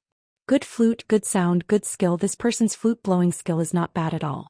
This Black Warrior City actually has such a sound expert? Yu Qingqing was the first to react. A trace of splendor flashed past her pearl-like eyes as she praised. It's not bad. Although it's still a little worse than my little peach blossom, it's still commendable. Yi Qinghan often heard Yu Qingqing play the zither. He had never eaten pork before but he had seen many pigs run, so he had a good ear for this musical instrument. He was stunned for a moment. Seeing that Yi Qinggu and Yi Qingyu were also listening attentively, Yi Qinghan smiled slightly, clapped his hands, and called a maid who was on standby at the gate of the courtyard to come in. Who is playing outside? Yi Qinghan pressed down his bamboo hat and asked lightly. Young master, this is Miss Rian's Eastern tour before she went into seclusion. Since she came to Black Warrior City, of course she has to perform in our Tsuwei Pavilion. The maid lowered her head as she spoke, not daring to look at anything, but when it came to Tsuwei Pavilion she obviously raised her head a little proudly. Who is Rian? Yi Qinghan was not very familiar with the customs of the mainland. From what the maid said it seemed that this person was very famous. But he had never heard of it, so he asked in surprise. It's actually Miss Rian, no wonder. Yu Qingqing nodded lightly. Yi Qinghan didn't understand but she was very clear about it. She slowly explained, Rian is one of the 2 great geisha popular in the House of Aries these years. I heard that she has a relationship with the Hua family, but the Hua family didn't admit it. The other one is called Yu Meng, a popular courtesan of the Moon House. You haven't been here these years, so of course you don't know. This Yu Menger's zither playing skill has reached the Grandmaster realm, and this Rian's flute skill is even more unparalleled in the world. Moreover, both of them were extremely beautiful. They are crazily sought after by the young masters of the mainland. Now that Rian is going to retire, it seems that she has a sweetheart and is ready to marry into a rich family. Flute? I don't know what kind of unparalleled skill it is. Is it a white or black flute? Does it know the 9 heavens of ice and fire? At first, when Yi Qinghan heard that they were geisha, and one was even from the moon house, of course he didn't dare to have any crooked thoughts. But now he heard that Rian's flute skill was unparalleled. He couldn't help but have a trace of interest. He evilly smiled and an evil scene appeared in his mind. Young master, this is Rian's secluded tour. Well, it's not easy to come across it. Do you want to go and take a look? It was very obvious that Yu Qingqing was a bit more interested than Yi Qinghan. It seemed that she had met the same music master and wanted to meet him. And Yi Qingwu also revealed an eager expression. She liked to join in the fun the most. On the contrary, Yi Qingyu didn't have any reaction. She just quietly looked at them. Well, go and prepare a private room for me in a banquet. Yi Qinghan muttered to himself for a moment. In any case, he had to wait for the flowers and plants to arrive. Waiting here was the same as waiting outside. Moreover, he really wanted to see this woman who was unparalleled in the world with her flute. After a while, the maid came again to report that everything was ready. Only then did the 4 people leisurely walk out of the small courtyard. They walked to the front of the main building. Under the guidance of the maid, they directly went up to the 3rd floor and sat down in a small private room by the window. The hall was very spacious. There were dozens of small private rooms. The doors of these private rooms all faced a high platform in the middle of the hall. However, the door was hung with a bead curtain. This was a common decoration in the brothel of the continent. It not only didn't affect the performance on the high platform, but also prevented the scene inside the private room from being exposed. Young master, do you need Qingyi? The maid looked at Yu Qingqing and the others. She was a bit bashful but still asked according to the rules. What is Qingyi? Is this Qingyi fun? Yi Qinghan had never been to these places. The only time he went to the moon house he didn't play with these things. Hearing the name, he felt that it was not bad and asked with some interest. No need, you can leave. However, Yu Qingqing suddenly waved her hand indifferently and let the maid leave. Then she whispered in his ear. A trace of mischievousness flashed in her eyes. She explained in a low voice, Qingyi is a woman in a brothel. The woman in a brothel who doesn't wear clothes is called Qingyi. It is fun to play. If you need, I can help you call too. How about it? It's actually this. Little peach blossom, don't joke around. I hate this the most in my life, hee hee. When Yi Qinghan heard this, he knew that something bad had happened. This was like knocking over a jar of vinegar. He hurriedly changed the topic and said, where's that Rian? As for the women in the brothel, Yi Qinghan naturally didn't hate them. Instead, he was looking forward to them. Of course, with his 3 beautiful wives beside him, he wouldn't dare to show any of his intentions. Men were all like this. I guess she went down to change after playing a song. Yu Qingqing mischievously looked at Yi Qinghan again and smiled sweetly. She didn't continue to dwell on this problem. Instead, she looked outside. She was a smart woman. Some things should be pointed out. It would be bad if she was too entangled. After a while, light footsteps came from outside. Yu Qingqing smiled and said, They're here. When Yi Qinghan heard this, he immediately became spirited. However, he didn't immediately open his eyes to look. Instead, he poured a cup of tea as if nothing had happened.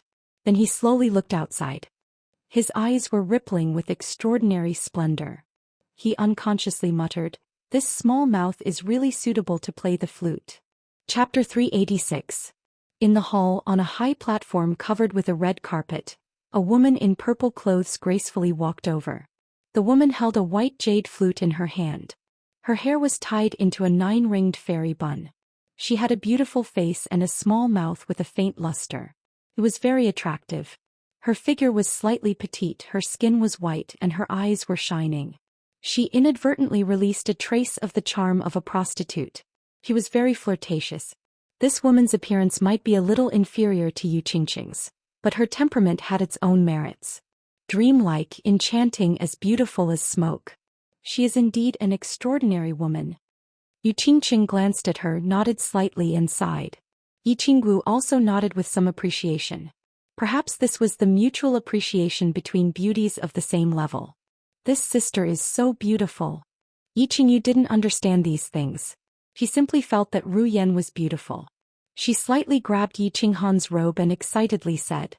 Yi Qinghan kept staring at Ru Yan's small mouth and found that it was really suitable for blowing the flute.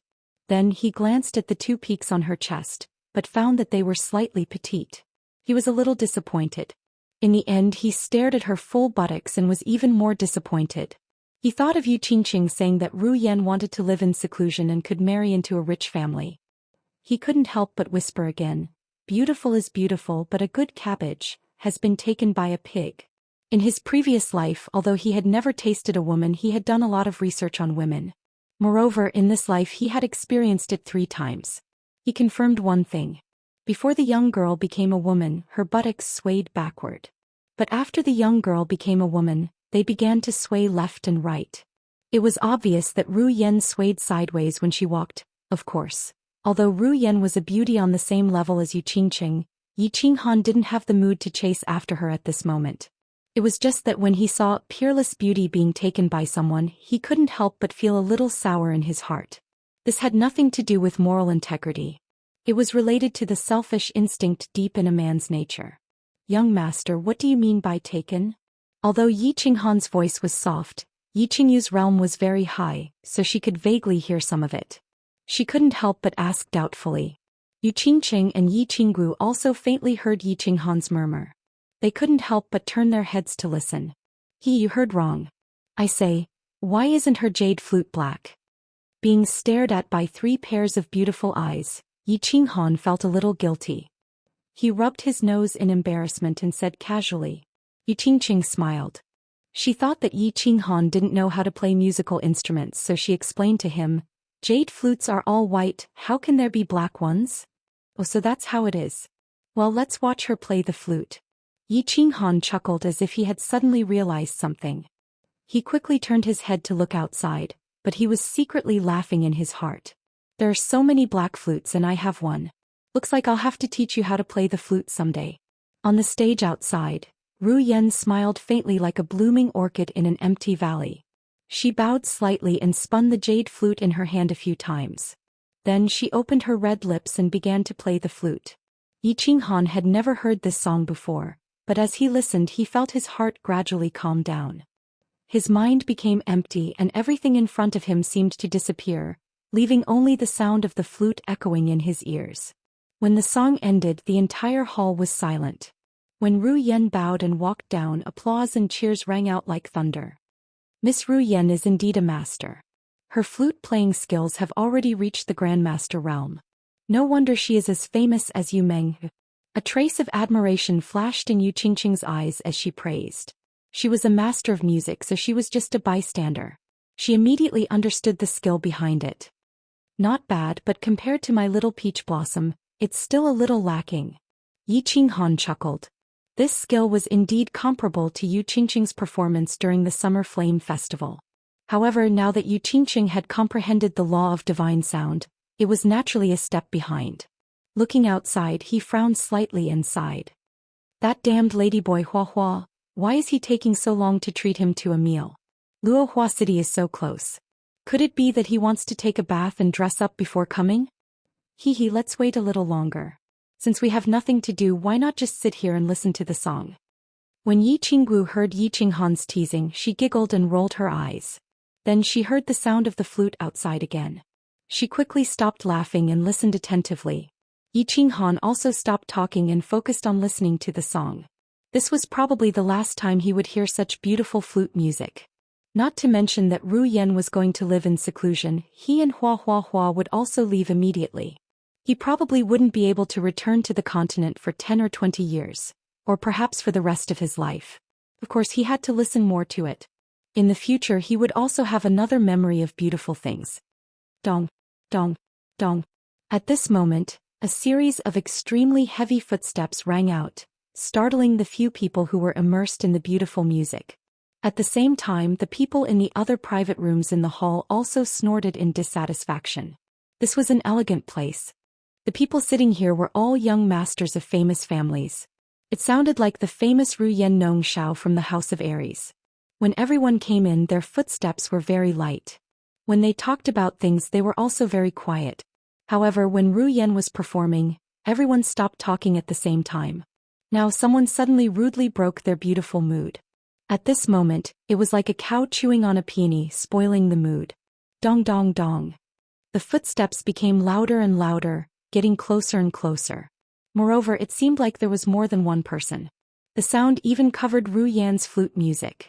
On the stage, Ru Yan's eyes flashed with a trace of helplessness, but she didn't stop playing.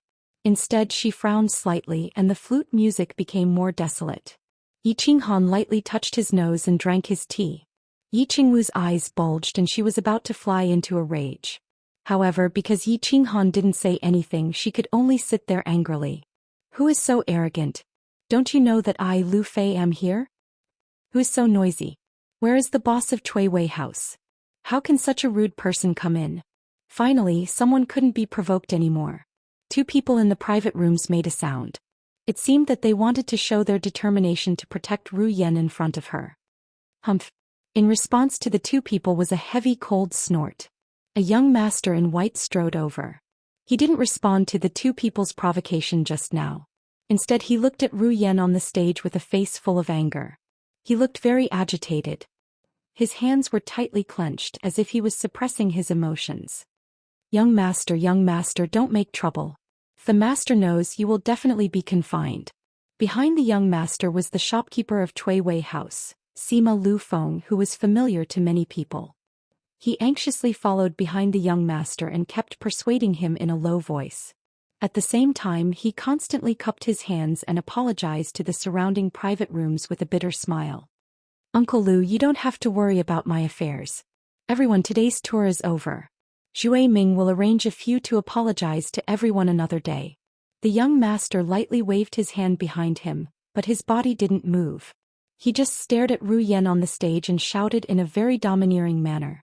Strangely, countless people in the private rooms at the scene, after this young master's domineering words, no one dared to speak again. Instead, a few people began to quietly leave. Before leaving, they bowed to this young master. Their expressions seemed to be faintly afraid of this young master. On the stage, Ru Yen didn't seem to hear this person's words. She didn't even look at him. Instead, she lowered her eyebrows and continued to play. There was a bit of loneliness and helplessness in the flute sound. Stupid woman, I told you to stop. Didn't you hear me? Seeing Ru Yan's expression, this young master's originally suppressed emotions completely erupted. He pointed at Ru Yen fiercely and said angrily, "Don't think that I won't dare to touch you just because you're the illegitimate daughter of the Hua family. Right now, young Master Hua's branch is the only one in power. Your father is nothing in the Hua family. What's more, you're an illegitimate daughter. I've been following you around for 3 years. The things I've given you are enough for you to use for a lifetime. In the end, you actually want to run away with someone else? I'll ask you again. Are you willing to marry into my Sima family? I can guarantee your identity as the principal wife. Otherwise, once I find out who your man is, I'll cut him into pieces." The loud roar echoed in the hall, causing everyone's ears to ring. Yi Qinghan curled his lips and guessed the identity of this person. He was the first young master of Black Tortoise City, Sima Zhou Ming. He sighed and was a little surprised. This Ru Yen was actually the illegitimate daughter of the Hua family? The people of the Hua family were really the same as the flowers and plants. He patted Yi Qingwu's hand lightly, indicating for her to calm down. After all, he was the first young master of Black Tortoise City, and this was his territory. Unless it was absolutely necessary, he did not want to cause too much trouble. Young Master Sima, Ru Yen is very grateful for your care for so many years. But don't force yourself when it comes to relationships. Even if you have my body, if you can't have my heart, what's the use? Ru Yen begs you to let Ru Yen go. Ru Yen will be grateful to you for the rest of my life. Ru Yen finally stopped playing and sighed slightly bitterly. She spoke softly with a hint of helplessness and desolation in her delicate voice. Everyone, please leave today. Sima Zhou Ming owe you a favor. When Sima Zhou Ming heard this, he did not get angry. Instead, he laughed and cupped his hands at everyone. Then he revealed a sinister smile and walked towards Ru Yen. At the same time he laughed and scolded, "Stupid woman, you forced me to do this. I don't want your gratitude. I don't want your heart either. I want your body. You're an illegitimate daughter. Do you really think you're the young mistress of the Hua family? I'll *CK you today. I'll go to the Hua family to ask for forgiveness another day." Although there were countless people in the surrounding private rooms who were filled with grief and indignation, this matter involved the Sima family and the Hua family. They did not dare to make a move. After all, the Sima family had subtly suppressed the other two families in Black Tortoise City. Moreover, if the tragedy today really happened, it would be difficult for them to deal with the Hua family if they wanted to woo them in the future. Helpless, they all left in a hurry with complicated expressions. Smack. Looking at Sima Zhuiming approaching Ru Yan step by step, Yi Qinggu finally could not hold it in anymore. She slammed the table and decided to save Ru Yan first. Beside her, Yu Qingqing and Yi Qingyu were also very angry. Their eyes were burning with anger, and they seemed to be very supportive of Yi Qingyu's actions. "Little Rose, calm down, calm down. The main character is here. He doesn't need our help anymore. Prepare to watch the show." Just as Yi Qinggu was about to rush out the door, she was pulled back by Yi Qinghan. Then Yi Qinghan's teasing voice rang in her ears, which temporarily calmed her down. "There's no need for another day. You'll apologize today." A figure suddenly flew in from the window of the hall. The face was even more beautiful than a woman's, and it was filled with coldness. Chapter 387. This figure was dressed in black and wore a bamboo hat just like Yi Qinghan's. He held a green dagger in his hand. He flashed in through the window and suddenly disappeared. When he reappeared, he was in front of Ru Yan. Yi Qinghan and Yi Qinggu were the only ones in the room. The moment the figure appeared, they saw a beautiful face. On the other hand, Yu Qingqing, Yi Qingyu and Sima Zhuiming only saw a bamboo hat and a white chin. "It's someone from the Hua family." "It's him. There's a show to watch." Although Yu Qingqing didn't see the person clearly, she could tell it was someone from the Hua family from her stealth technique. She could also tell the person's identity from the green dagger in his hand. She couldn't help but smile at Yi Qinghan playfully. "This ladyboy is imitating my appearance. He's too shameless." Yi Qinghan looked at the person with disdain. He immediately recognized the person's identity. It was the young master of the Hua family, Hua Chao. It seemed like Hua Chao had investigated his whereabouts in Song City. He even used his voice to disguise himself. Now he was here to show off. "Someone from the Hua family? Which young master of the Hua family is this? Can we meet?" Sima Zhuiming was shocked when he saw that it was someone from the Hua family. However, he remembered that Ru Yan's position in the Hua family was very low. Perhaps she wasn't even considered part of the Hua family. Furthermore, this person's voice was suppressed by battle aura. It seemed like he wasn't some big-shot young master of the Hua family. Sima Zhuiming became bolder. "Who do you think you are? Do you think I'll meet you just because you say so?" Hua Hua seemed to be in a bad mood.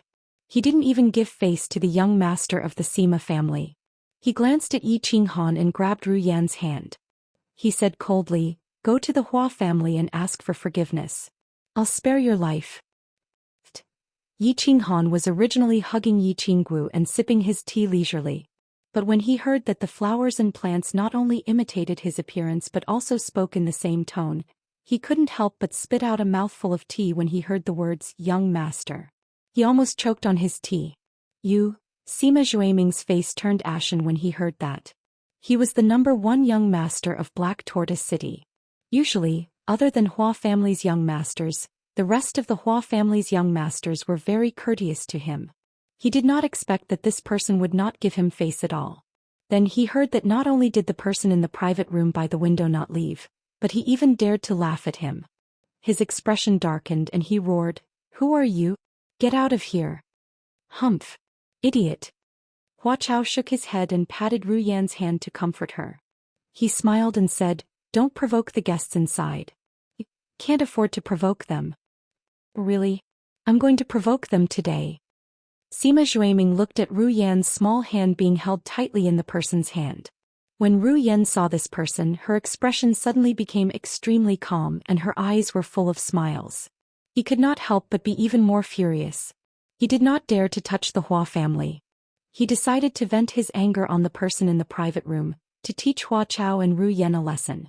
After a roar, seeing that the person in the private room still did not move, Sima Zhuiming became even more enraged. His battle aura suddenly soared. He stomped on the ground and leaped into the air. At the same time, his leg was surrounded by battle aura. He raised it high and slammed it down heavily on the private room. Sima Zhuiming's slash was about to smash the private room into pieces, but Hua Chao was still standing there calmly.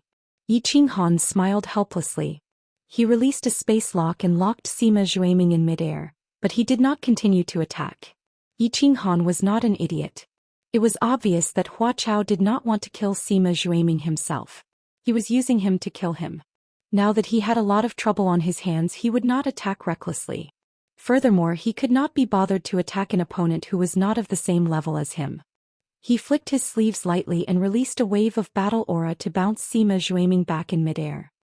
He then said calmly, "Young Master Sima, I'll leave after a cup of tea. You have to figure out who your love rival is." At the same time, he raised his head slightly and gave Hua Chao a look of disdain. His meaning was clear. "You want me to help you chase after a beauty yourself? Dream on." A light sentence turned Sima Zhuiming's hatred away. It was a Tai Chi, and it also made it clear to Hua Chao that he should deal with his own matters. Sima Zhuiming was shocked. He was at the first level of the noble realm, but he was bounced back by someone releasing a wave of battle aura. Thinking about how he could not move in midair, he was even more frightened. He secretly blamed himself for being rash and was thankful that this person did not get angry. His expression became complicated. He stood there in a daze, not knowing how to get off the stage. It was fine if he did not want to attack the young master of the Hua family, but he wanted to provoke the person beside him to show his power. Now he was being slapped in the face. If he left with his tail between his legs, Ru Yan would not be able to raise her head anymore. Moreover, if word of this got out, his reputation would be ruined. He was in a dilemma. "Young Master Han, help me kill this person and I'll owe you a favor. How about it?" While Sima Zhuiming was hesitating, Hua Chao began to communicate with Yi Qinghan through telepathy. "Wei, don't you owe me enough favors? Why don't you do it yourself?" Although Yi Qinghan didn't like people like Sima Zhuiming who resorted to force when he couldn't get his hands on a beauty, he couldn't just kill him like that. Hence, he rejected the offer decisively. "Sai, I have my own difficulties. Why don't you cripple him? Rian is my wife. Look, this B** starred almost used force on your brother's wife. With your temper, how can you tolerate this?"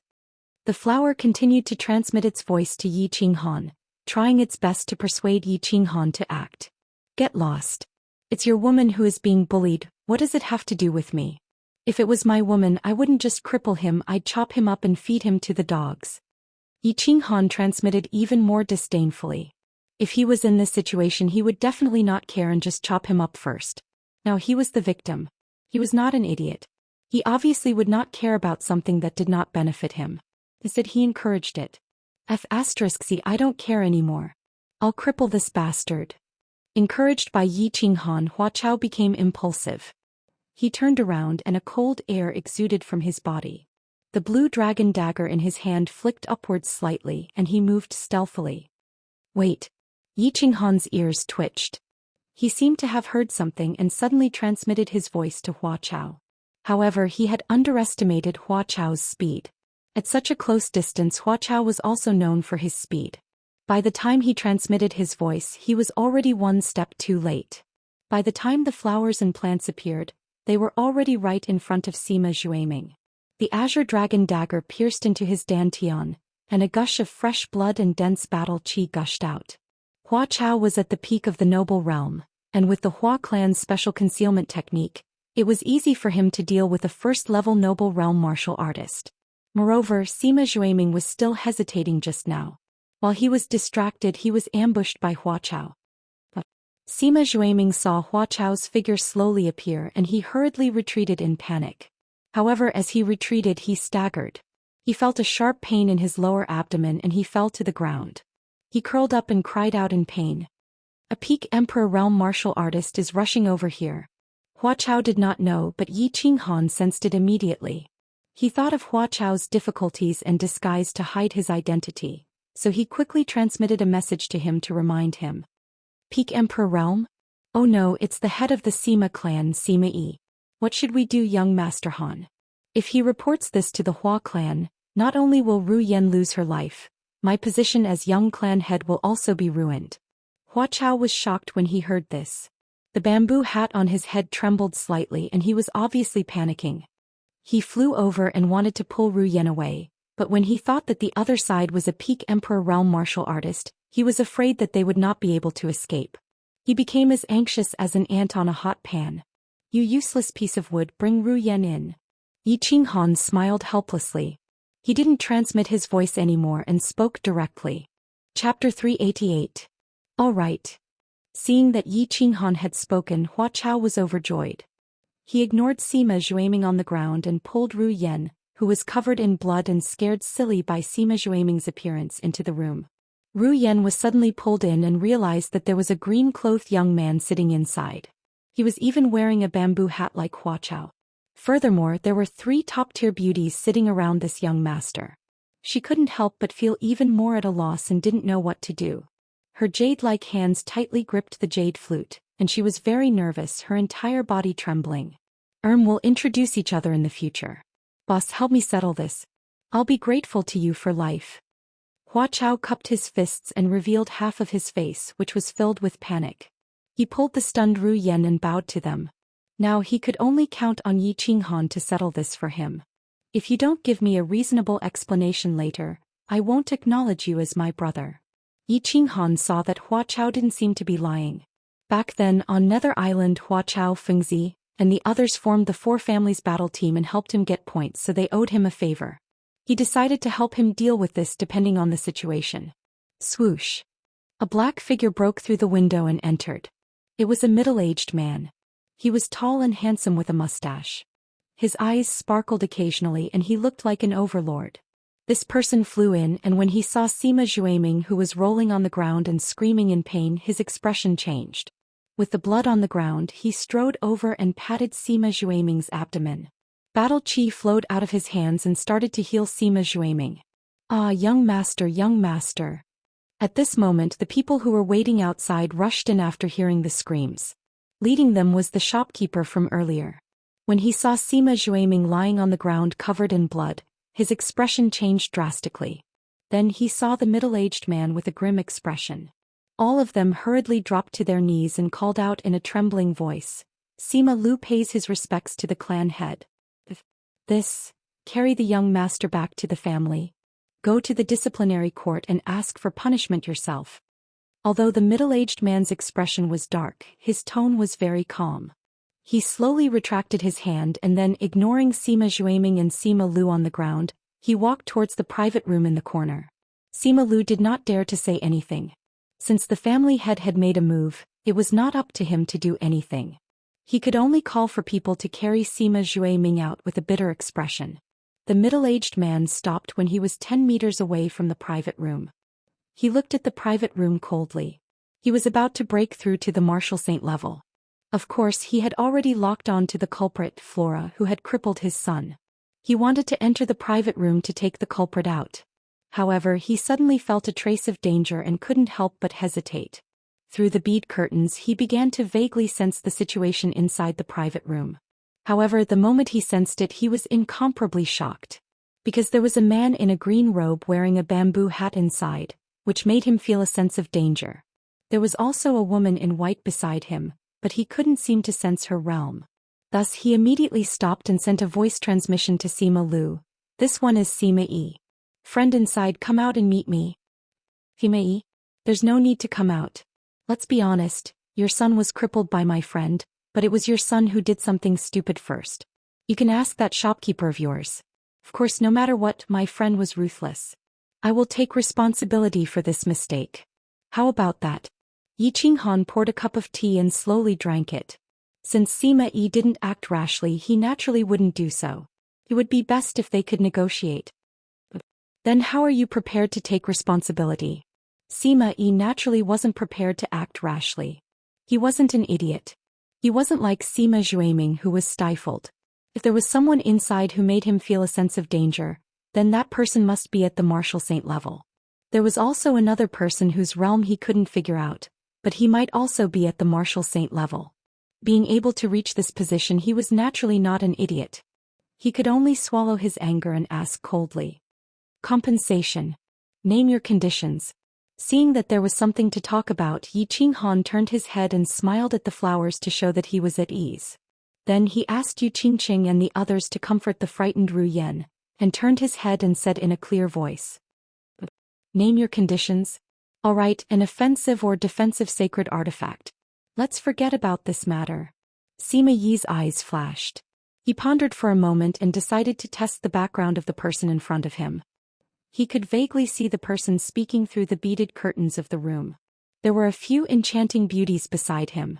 To be able to have such powerful strength and be accompanied by beautiful women, he must be from a large family. It was just that he didn't know if he was from the 5 great families or some other family. If the man in green could take out a sacred artifact, then he must be from the 5 great families. With a sacred artifact and the reputation of the 5 great families, he could only really forget about this matter. Sacred artifact? Yi Qinghan hesitated. He used to have many sacred artifacts, but they were all given to Yi Tianlong. The only sacred artifact he didn't use was the butcher knife outside Song City. He hesitated for a moment, then finally shook his head and said, I don't have a sacred artifact. Name your other conditions. You don't? Sima Yi was surprised and fell silent. His eyes kept darting around as if he was thinking. After a while, there was a piercing sound in the sky outside the window. His eyes lit up and his battle aura surged. At the same time he shouted, It's simple. Ask your friend to come out and cripple him, then I'll forget about this matter. Young Master Han, think of a way. My identity can't be exposed. If the old men in my family find out, Ruyan is finished. I'm finished too. Seeing this situation, Yi Qinghan didn't panic. He had seen this kind of situation many times. However, the flowers and plants were obviously anxious. He wasn't worried that his cultivation would be crippled. At most he could reveal his identity. Sima Yi wouldn't dare to make a move even if he had a few more guts. He was just afraid that this matter would be exposed and the Hua family would find out. At the same time he regretted his impulsiveness just now. However, this couldn't be blamed on him. After all, the woman he loved was about to be humiliated. Any hot-blooded man would be impulsive. Coupled with Yi Qinghan's encouragement, he became even more impulsive. Swish. There was another piercing sound outside the window. An old man landed in the middle of the field. Yi Qinghan sighed slightly and felt a little helpless. After beating up the young, the big one came out. When the big one couldn't beat the big one, the old one came out. Most importantly, he wasn't the one who did this, but he had to shoulder the responsibility. Needless to say, he felt very aggrieved. Uncle Zhui Ming has been crippled. Sima Yi cupped his hands in grief and indignation. He had just sent a voice transmission to Sima Lu to report back to the family as soon as possible. The Sima family wasn't far from here.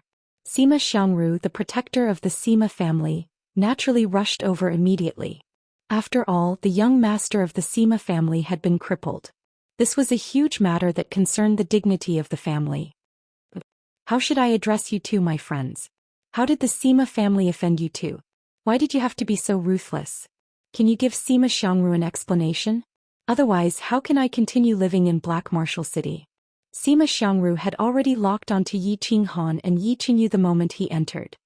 He only relaxed slightly when he sensed that the two of them had just entered the Saint tier. But at the same time he was very puzzled. Since when had there been so many saints on the continent?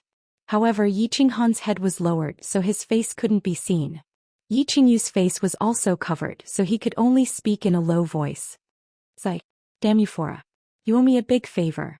Yi Qinghan sighed bitterly and transmitted his voice to Flora. It seemed like this matter couldn't be resolved without some blood. The old thing of the other family had come out, and they definitely wouldn't let this matter go if they didn't give an explanation. The main thing was that Flora wasn't prepared to make a big deal out of this matter, and he didn't dare to make a big deal out of it either. It seemed like he could only let this matter go. Seeing how this matter was, thus he said with some irritation, "Don't ask any more. According to Sima Yi, I'll compensate with a saint artifact and we'll let this matter go." Yi Qinghan's unintentional words had obviously hurt Sima Xiangru's dignity and angered him. He suddenly increased his battle chi and released his saint domain, which enveloped the entire pavilion. He walked over with a gloomy expression and said coldly, "Saint artifact? I'll cripple all of you and compensate you with 2 saint artifacts. How about that? Chapter 389. Yi Qinghan knew that his words were a bit harsh, but he wasn't going to lower his voice. Instead he merged his battle chi and slowly stood up. Sima Xiangru was a level 2 Saint Realm cultivator. After merging with his battle beast he was obviously nothing. Someone from the Yi family? Sima Xiangru saw a shadow appear in front of Yi Qinghan. Then his battle chi surged and he easily stood up despite being enveloped by his saint realm. Sima Xiangru's expression changed and he stopped in his tracks, his eyes filled with doubt. On the contrary, Sima Yi, who was behind him, had attacked him. His battle chi surged again and he took out a long knife from behind him. He chased after Yi Shiwen with a murderous aura. My saint weapon is a bit special, Yi Qinghan said indifferently. He touched his freedom ring and a strange weapon appeared in his hand. Then he looked at the pig slaughtering knife in his hand with some nostalgia. He threw the knife over and said, Senior Sima, how about this knife as compensation? Sima Xiangru's eyes suddenly shone brightly as he looked at the pig slaughtering knife shooting towards him. His expression suddenly became serious and he grabbed the knife with a trembling hand. After carefully examining it, he quickly removed the saint domain and at the same time waved his hand, sending Sima Yi, who had rushed over behind him, flying. Then he looked at Yi Qinghan in horror and said with a trembling voice, Enough, of course it's enough, Lord. All right, no need to say more. Let's forget about this matter. Don't make it public. We still have things to do, so we'll be leaving first. Sorry. Yi Qinghan waved his hand to stop Sima Xiangru from speaking. This time he transmitted his voice to Sima Xiangru. Then he nodded at Yi Qingyu, Hua Chao and the others and left. Uncle, are you crazy? Why did you do this? Why did you let them go? Sima Yi, who had been sent flying, looked at Sima Xiangru in shock. He didn't know why Sima Xiangru did this. Then he saw that the people in the pavilion had left just like that and Sima Xiangru didn't say anything. He roared angrily at Sima Xiangru. What a good son you have. Kick him out of Black Warrior City. Otherwise he won't even know when the Sima family will be destroyed by him. Sima Xiangru turned his head and snorted. He waved the butcher knife in the air and said with lingering fear, Let them go? If he wants to annihilate our Sima family he can just move his finger. Idiot. What? A pig slaughtering knife? Is it him? Sima Yi wiped the blood from the corner of his mouth, somewhat shocked by Sima Xiangru's words. But when he saw the butcher's knife in Sima Xiangru's hand, he suddenly stopped wiping and sat on the ground with a face full of fear and despondence. Both of them had participated in the battle outside Song City, so of course they recognized this butcher knife. He thought about what happened that day and the 2 gag orders issued by the House of Aries. The 2 of them were clearly frightened. They began to rejoice that they did not act impulsively just now. Otherwise, if the owner of the pig slaughtering knife was angered, their Sima family would truly be finished. The sound of the pig slaughtering knife dripping blood outside Song City was still reverberating in their minds. Tieskei, young Master Han is still the best. Once you make a move you can tell. I've always wanted to have a good reunion with you after the battle, but now that you're so awesome it's not easy to see you. Later something happened at home so I had to come back first. I really have to thank you this time. Why don't we go directly to Luohua City? Let me treat young Master Han and the sisters-in-law well. The few of them went downstairs and did not stop. They boarded Yi Qinghan's carriage and directly rushed out of Black Tortoise City towards the east. As soon as they left Black Tortoise City, Hua Hua giggled. Her beautiful face was full of smiles as she stood up. She waved at Ru Yan, who was sitting beside Yu Qingcheng. Ru Yan, aren't you going to serve tea to young Master Han and the sisters-in-law? Let me introduce them to you. These are the famous people of the House of Aries. This is young Master Yi Qinghan. This is the holy maiden of the Yu family, Yu Qingcheng, Sister Xiao Wu Yi Qinggu and Sister Yi Qingyu. Ru Yan greets everyone. Greetings to young Master Yi, greetings to all the sisters. Although Ru Yan was shocked by Sima Zhuiming's blood spurting all over the ground, she felt much better after a while and regained some of her composure. However, after hearing Hua Hua's introduction, she opened her mouth slightly and could not calm herself down. She had spent a lot of time in Fengchen. Although she had never heard of Yi Qinggu and Yi Qingyu, Yi Qinghan and Yu Qingcheng's names were like thunder in her ears. One was the most famous genius youth in the entire House of Aries, the young clan leader of the Yi family. The other was the publicly acknowledged #1 beauty of the continent. The two people who were usually high and mighty were now sitting in front of her, and had even helped her just now. How could she not be excited? Sister Ru Yan, don't be so reserved. Your flute is very good. When Yi Qingwu saw this, she quickly pulled Ru Yan over to sit at the side and laughed loudly. She pointed at Hua Hua and said, "You have to keep a close eye on this little bastard. He is very lecherous. If he dares to go out and steal in the future, tell big sister. I will beat him up for you. I guarantee that he will not dare to retaliate." "Alright, don't play this game with me. You still owe me an explanation." Yi Qinghan took the cup of tea that Hua Hua handed over and waved his hand. He looked at Hua Hua with some annoyance. Today's loss was huge. If he had known earlier, he would have gone to the small city by the sea to find a boat and go directly to Hidden Island. Now, not only had he lost a holy relic, he had also suffered a bellyful of anger. When Yi Qingwu saw that Yi Qinghan was in a bad mood and asked about serious matters, she did not say anything. Instead, she pulled Ru Yan's hand and gestured for her not to be nervous. This Ru Yan is actually the illegitimate daughter of a collateral descendant of my family. She was sold into a brothel when she was young and became a geisha. She has always wanted to return to the family, but my old man and the clan despised her bad reputation and did not agree. A few months ago I met Ru Yan and the two of us admired each other very much. We fell in love. Later, in order to marry Ru Yan, I knelt in front of my old man for a few days and nights. However, my old man was even more stubborn than your grandfather and firmly disagreed. He even locked me up and said that if I dared to elope with Ru Yan, he would send someone to kill Ru Yan. If he did not send someone to deliver the keepsake, I would still be locked up. Young Master Han, you are my savior. If I did not rush over in time, Ru Yan would have been in big trouble. Sima Jue Ming, that dog has been chasing Ru Yan for a few years and I did not dare to say this openly. Hua Hua no longer had a cheeky expression, but began to slowly explain the story of him and Ru Yan. His beautiful face was full of bitterness and helplessness, and Ru Yan, who was beside him, began to cry as well, causing Yi Qingyu and the others to also have tears in their eyes. "Alright, your explanation has passed. My butcher's knife was not wasted." Yi Qinghan patted Hua Hua's shoulder to show his sympathy. Hua Hua's experience reminded him of his father Yi Dao. Back then, his father and mother had also experienced many difficulties in order to be together. In the end, they had even clearly given up the position of the successor of the clan leader. Moreover, before his mother's death, the clan did not acknowledge her identity, nor did they let her enter the ancestral grave. It wasn't easy for one to decide on the marriage of a large family.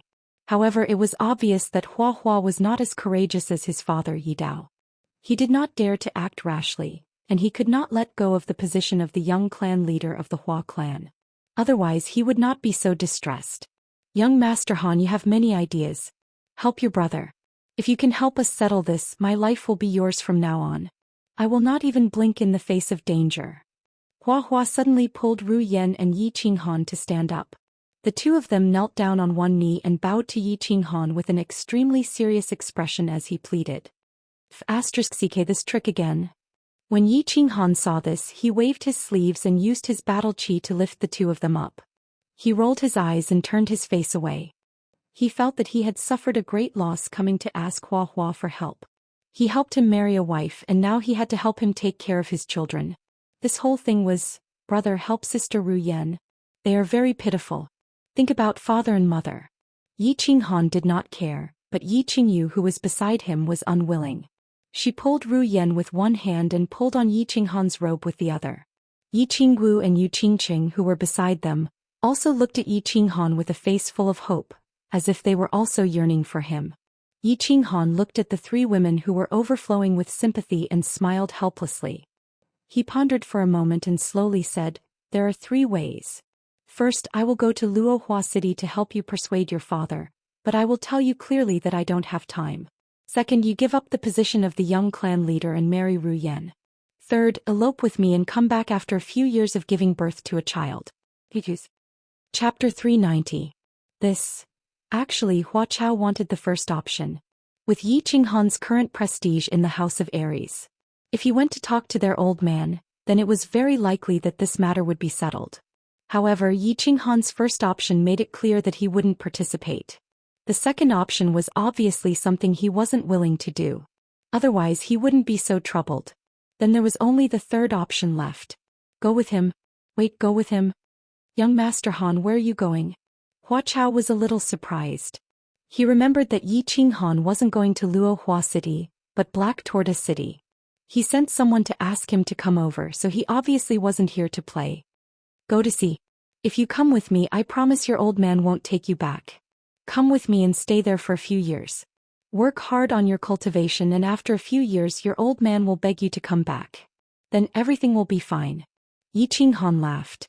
Since Hua Chao had nowhere to go, he might as well go to Purple Island to play for a few years to save himself from boredom. Go to see? To Hidden Island? Or a few years? Hua Chao's eyes lit up. That's right. If he followed Yi Qing Han, his family definitely wouldn't care about him. After all, Yi Qing Han was the most popular person in the House of Aries. His family would love for him to follow Yi Qing Han around all day. Don't worry about where. Just tell me, are you coming or not? Yi Qing Han said impatiently. Go. Of course. Following young Master Han will definitely be fun. In the future, Ru Yan and my lives will be sold to you. Hua Chao quickly agreed. He was tired of playing in the Hua family for so many years. Now that he could be with Ru Yan and follow Yi Qing Han to do exciting things, why wouldn't he agree? Sell your life to me, my ass. I still have to take care of you. If it wasn't for Sister Ru Yan, I wouldn't even bring you. Yi Qing Han snorted, then turned to the coachman outside and ordered, go straight to Azure Sea City. Qinghai City was the port city closest to the East China Sea. Basically, people who wanted to go to the Hidden Island could directly take a boat from this city. This time the carriage didn't stop at any place and directly headed towards Azure Sea City. As the future clan leader of the Hua family, Hua Hua's every move was monitored by the Hua family. An hour later, Hua Chao's grandfather, who was the head of the Hua family, received the news about what happened in Tsuiwei Pavilion and Hua Chao following Yi Qing Han to Qinghai City. Of course, Hua Chao had gotten his permission to meet Yi Qing Han. However, when he heard that Hua Chao had crippled Sima Zhuiming for Ru Yan, he was so angry that he nearly slammed the table and ordered his men to arrest Hua Chao and Ru Yan. But when he heard that Yi Qing Han had actually used the butcher knife as an apology from Huaxia, he beamed with joy.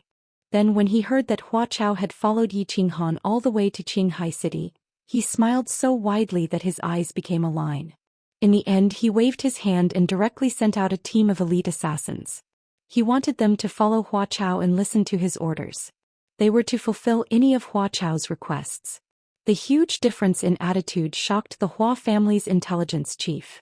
He didn't understand what was going on. After a few days, the 6 of them arrived at Qinghai City. Hua Chao saw that his old man didn't send anyone to interrogate him. Instead, he sent a pair of Imperial Realm experts to him. He was elated. He was even more determined to follow Yi Qing Han and have fun for a few more years. He ordered his subordinates to prepare a super luxurious ship. At the same time, he bought a large amount of items. The few of them went out to sea and headed straight for the Hidden Island. After Yi Qing Han and the others went out to sea, the Divine City, which had been quiet for a long time, welcomed a man in black today.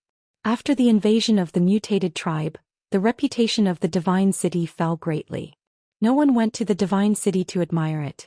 Instead, many people started to sneak away. The mutated tribe raped and killed wantonly in the Divine City. However, the Divine Master that they believed in didn't appear to uphold justice for them. Furthermore, the Divine Master didn't show himself after the incident. This made many people feel cold.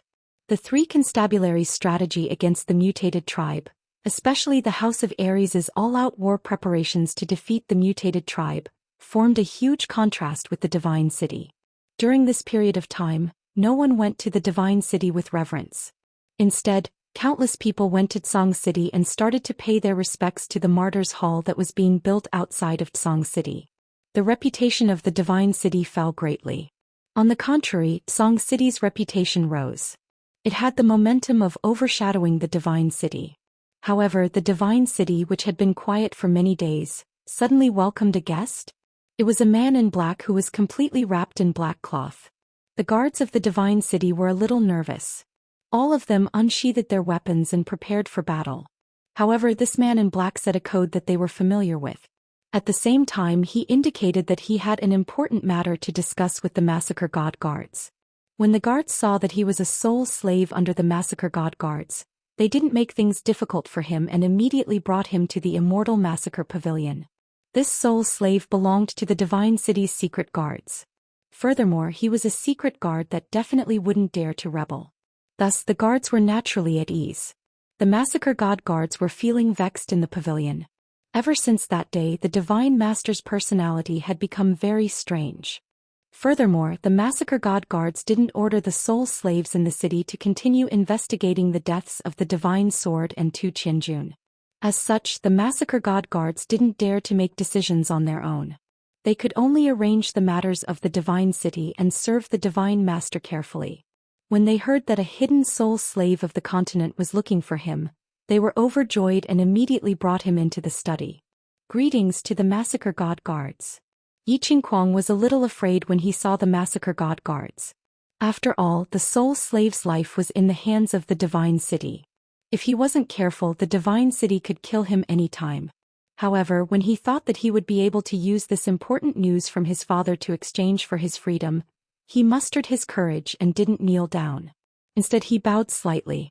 And when the Massacre God guards saw this, their expression turned cold. They snorted and seemed to be a little dissatisfied with this soul slave's attitude. I am here to ask Lord to remove the soul seed from my body. Yi Qingguang gritted his teeth and took off the mask on his face. His eyes were glowing as he spoke with a hint of pride. I know who killed young Master Tuesday. I also know where the Divine Sword is. The Massacre God guard's eyes shrank and he slowly regained his composure. He revealed a smile as he nodded his head and said, Tell me about it. If your information is correct, I will not punish you for the crime of disrespect. I am Yi Qingguang. My father asked you to remove my soul seed. After you remove it, I will naturally inform Lord. Yi Qingguang was naturally not a fool. When the Massacre God guard's expression changed, he was elated. The Massacre God guard stated his conditions and named his identity. At the same time, he mentioned his father. So you are the young master of the Yi family. Yi Jian and I can be considered old friends. Alright. Tell me. As long as your information is correct, I guarantee that I will remove your soul seed and give you a lot of beauties and treasures. When the Massacre God guard heard this, his smile became even wider. He stood up and patted on Yi Qingguang's shoulder. It was as though he had met an old friend's nephew and was very affectionate. Can God guard help me remove my soul seed first? I guarantee that my information is correct. This is what my father told me. Yi Qingguang wasn't used to the Massacre God guard's sudden affection. When he thought about his father's instructions before he left, he could only continue to insist on removing his soul seed first. Chapter 391. The Massacre God guard's expression turned solemn. He sighed and said, Qingguang, I'll tell you the truth. Removing the soul seed isn't a simple matter. It requires a god to use his divine power. Even if you tell me the news, I'll have to send people to verify it before I dare to report it to the Divine Master. Then I'll have to gather a large amount of materials and use the Divine Master's divine power to remove it. After all, this concerns the soul. Otherwise, there will be repercussions. Furthermore, since your father asked you to come alone, it means that he believes that I will help you remove the soul seed. Your father is a saint-class expert now. Why would I provoke such a powerful enemy for no reason? Tell me. As long as the news is accurate, I can immediately arrange for people to prepare the materials to remove the soul seed and let you regain your freedom as soon as possible. The Massacre God guard's reasonable words stunned Yi Qingguang. However, he still felt that something wasn't right. He said hesitantly, I still feel that removing the soul seed, Pa. Seeing that Yi Qingguang was wavering, the smile in the Massacre God guard's eyes disappeared. His expression suddenly turned cold. He slammed the table heavily, turning it into a pile of wood shavings. His chilling aura enveloped Yi Qingguang as he said angrily, Yi Qingguang, you have been dawdling for so long. Are you here to tease me? Men, drag him away and feed him to the dogs. Plop. Yi Qingguang was intimidated by the Massacre God guard's aura, and his body instantly turned cold. He knelt on the ground and said in a trembling voice, Don't kill me. I said it's Yi Qinghan. Young Master Tu was killed by Yi Qinghan. The Divine Sword is also with Yi Qinghan. The black-robed man outside Song City is also Yi Qinghan. the Massacre God Guard listened carefully to Yi Qinghuang's analysis of Yi Jian, and his expression turned even colder. After listening, he was certain that this information was accurate. That day, although the god-slaying guards had arrived too late from the wounds on the corpses, it could be seen that they were caused by battle qi.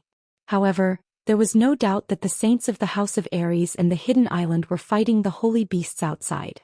That was why Huang Xiaolong suspected that the demonic god Manor and barbarian god Manor's martial saints had imitated the battle qi, but the information brought by the two Manor's soul slaves was not conclusive. Now it seemed that everything was clear. The most important thing was that only Yi Qinghan and Tu Qianjun had a direct enmity. Moreover, this method was consistent with Yi Qinghan's usual way of doing things. Ever since Yi Qinghan made his debut, he was known for his decisiveness in dealing with his enemies. The first time he attacked, he crippled Yi Qinghuang and killed Yi Rong. Yi Qinghan. I didn't expect you to hide it so deeply.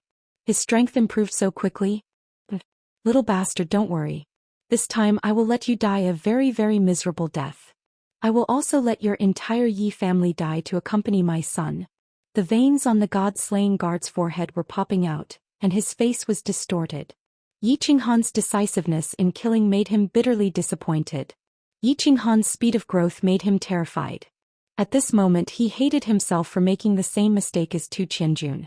He didn't get someone to assassinate Yi Qinghan directly but made use of others. He knew that the hatred between him and Yi Qinghan had reached an irreconcilable stage. If Yi Qinghan had the chance, he would definitely kill him. He decided not to let go of his past mistakes. My lord, this has nothing to do with the Yi family. Everything was done by that bastard Yi Qinghan. My lord, you said that you want to get someone to help me remove the soul seed. Yi Qinghuang heard that something was wrong. From the god-slaying guard's tone, it seemed like the god-slaying guard also hated the Yi family. Yi Qinghuang hurriedly kowtowed with even more fear as he looked at the god-slaying guard and pleaded. Fool, once the soul seed is planted, it cannot be removed. Don't you know that? Unless the Divine Master's lifespan is exhausted, you will be a soul slave for the rest of your life. Someone throw this fool into the god prison. Don't kill him. He might be useful in the future. The god-slaying guard looked at Yi Qinghuang with disdain. He waved his palm and sent him flying. After pondering for a moment, he rushed out. The god-slaying guard rushed towards the Divine Master Pavilion. With Yi Qinghan's current strength, even if the god-slaying guard and the other three god-slaying guards activated their joint attack, they might not be able to defeat him. They might even be killed by the four god-slaying guards. Therefore, the god-slaying guard could only ask the Divine Master slaying for help. After all, based on all the information, there was a 90% chance that the divine sword was with Yi Qinghan. It was also possible that Yi Qinghan had given it to Yi Ruoshui. If he could persuade the Divine Master slaying to help, the destruction of Yi Qinghan and the Yi family would be just a matter of raising his hand. Greetings, god-slaying guard. Why are you in such a hurry? Is there an urgent matter? The god-slaying guard had just walked into the Divine Master Pavilion when he met the Burning God Guard. The Burning God Guard didn't have the usual flirtatious look. Instead, his face was alternating between red and white and he looked a little pale. That's right. We have the whereabouts of the Divine Sword. What is the Divine Master doing? The god-slaying guard said excitedly. When he saw the Burning God Guard's expression, he asked hesitantly, "Is the Divine Master still playing?" The Burning God Guard revealed a look of pity and bewilderment. He sighed regretfully and said, "Close to 100 people have died over the past few days. If this carries on, there will be a riot in the Divine City. Let's go in together. Perhaps the Divine Master will stop killing after hearing the whereabouts of the Divine Sword." The god-slaying guard was also worried. During this period of time, Divine Master Slaying's personality had changed drastically. He requested for the Burning God Guards to send him 5 young men and 5 young women the next day. In the end, these people ended up in a tragic state. My chrysanthemum is ruined. My fungus is red and black. Boo-hoo, father, mother, where are you? Come and save Xianxia. Devil beast, I beg you, kill me. The god-slaying guard and the Burning God Guard arrived at the door of the study room. They heard Divine Master Slaying Guard's maniacal laughter from afar, as well as the young women's painful cries for help and the young men's indignant curses. Their expressions changed and they shook their heads helplessly. At the same time they knelt down. The god-slaying guard gritted his teeth and shouted, "Greetings, Divine Master. I have an important matter to discuss with you. Get lost." As expected, the two of them heard an enraged bellow. Following that, the sound of a whip and Divine Master slaying guard's maniacal laughter echoed in the study room. There were even more tragic cries. "Divine Master, I have received accurate information about the divine sword." The god-slaying guard gritted his teeth and spoke in a clear voice. Bam! This time, Divine Master slaying guard didn't curse. Instead, a huge hand floated out from the study room and sent the two of them flying into the sky. This palm strike was so powerful that it caused their chests to cave in. 2 mouthfuls of fresh blood spurted in the sky before crashing heavily onto the ground. They struggled for a long time before standing up. It was obvious that they were severely injured. TSK, find another 10 people for me tomorrow. If you can't find them, the 4 of you can wash your buttocks clean and let me play with you. Your chrysanthemums will be destroyed, your fungus will be red and black. Cough, cough. The god-slaying guard's flirtatious face turned even redder and paler. He was so angry that his entire body was trembling. His chest was heaving up and down violently and blood was flowing out from the corner of his mouth. He only recovered after a long time. His phoenix eyes were filled with grief, indignation, and confusion. He didn't know what to do. Let's go. The Divine Master's mind has been agitated, and his personality is already a little perverted. We can only wait for him to recover before reporting. The god-slaying guard also had goosebumps all over his body. His body trembled slightly as he looked at the study room fearfully and transmitted a message to the god-slaying guard. After pausing for a moment, the god-slaying guard let out a deep sigh. He moved his body with difficulty and walked out. However, he suddenly thought of something and his face turned red in embarrassment. He transmitted another message, that the Divine Master's exchange must be done well. Otherwise, if he really does that,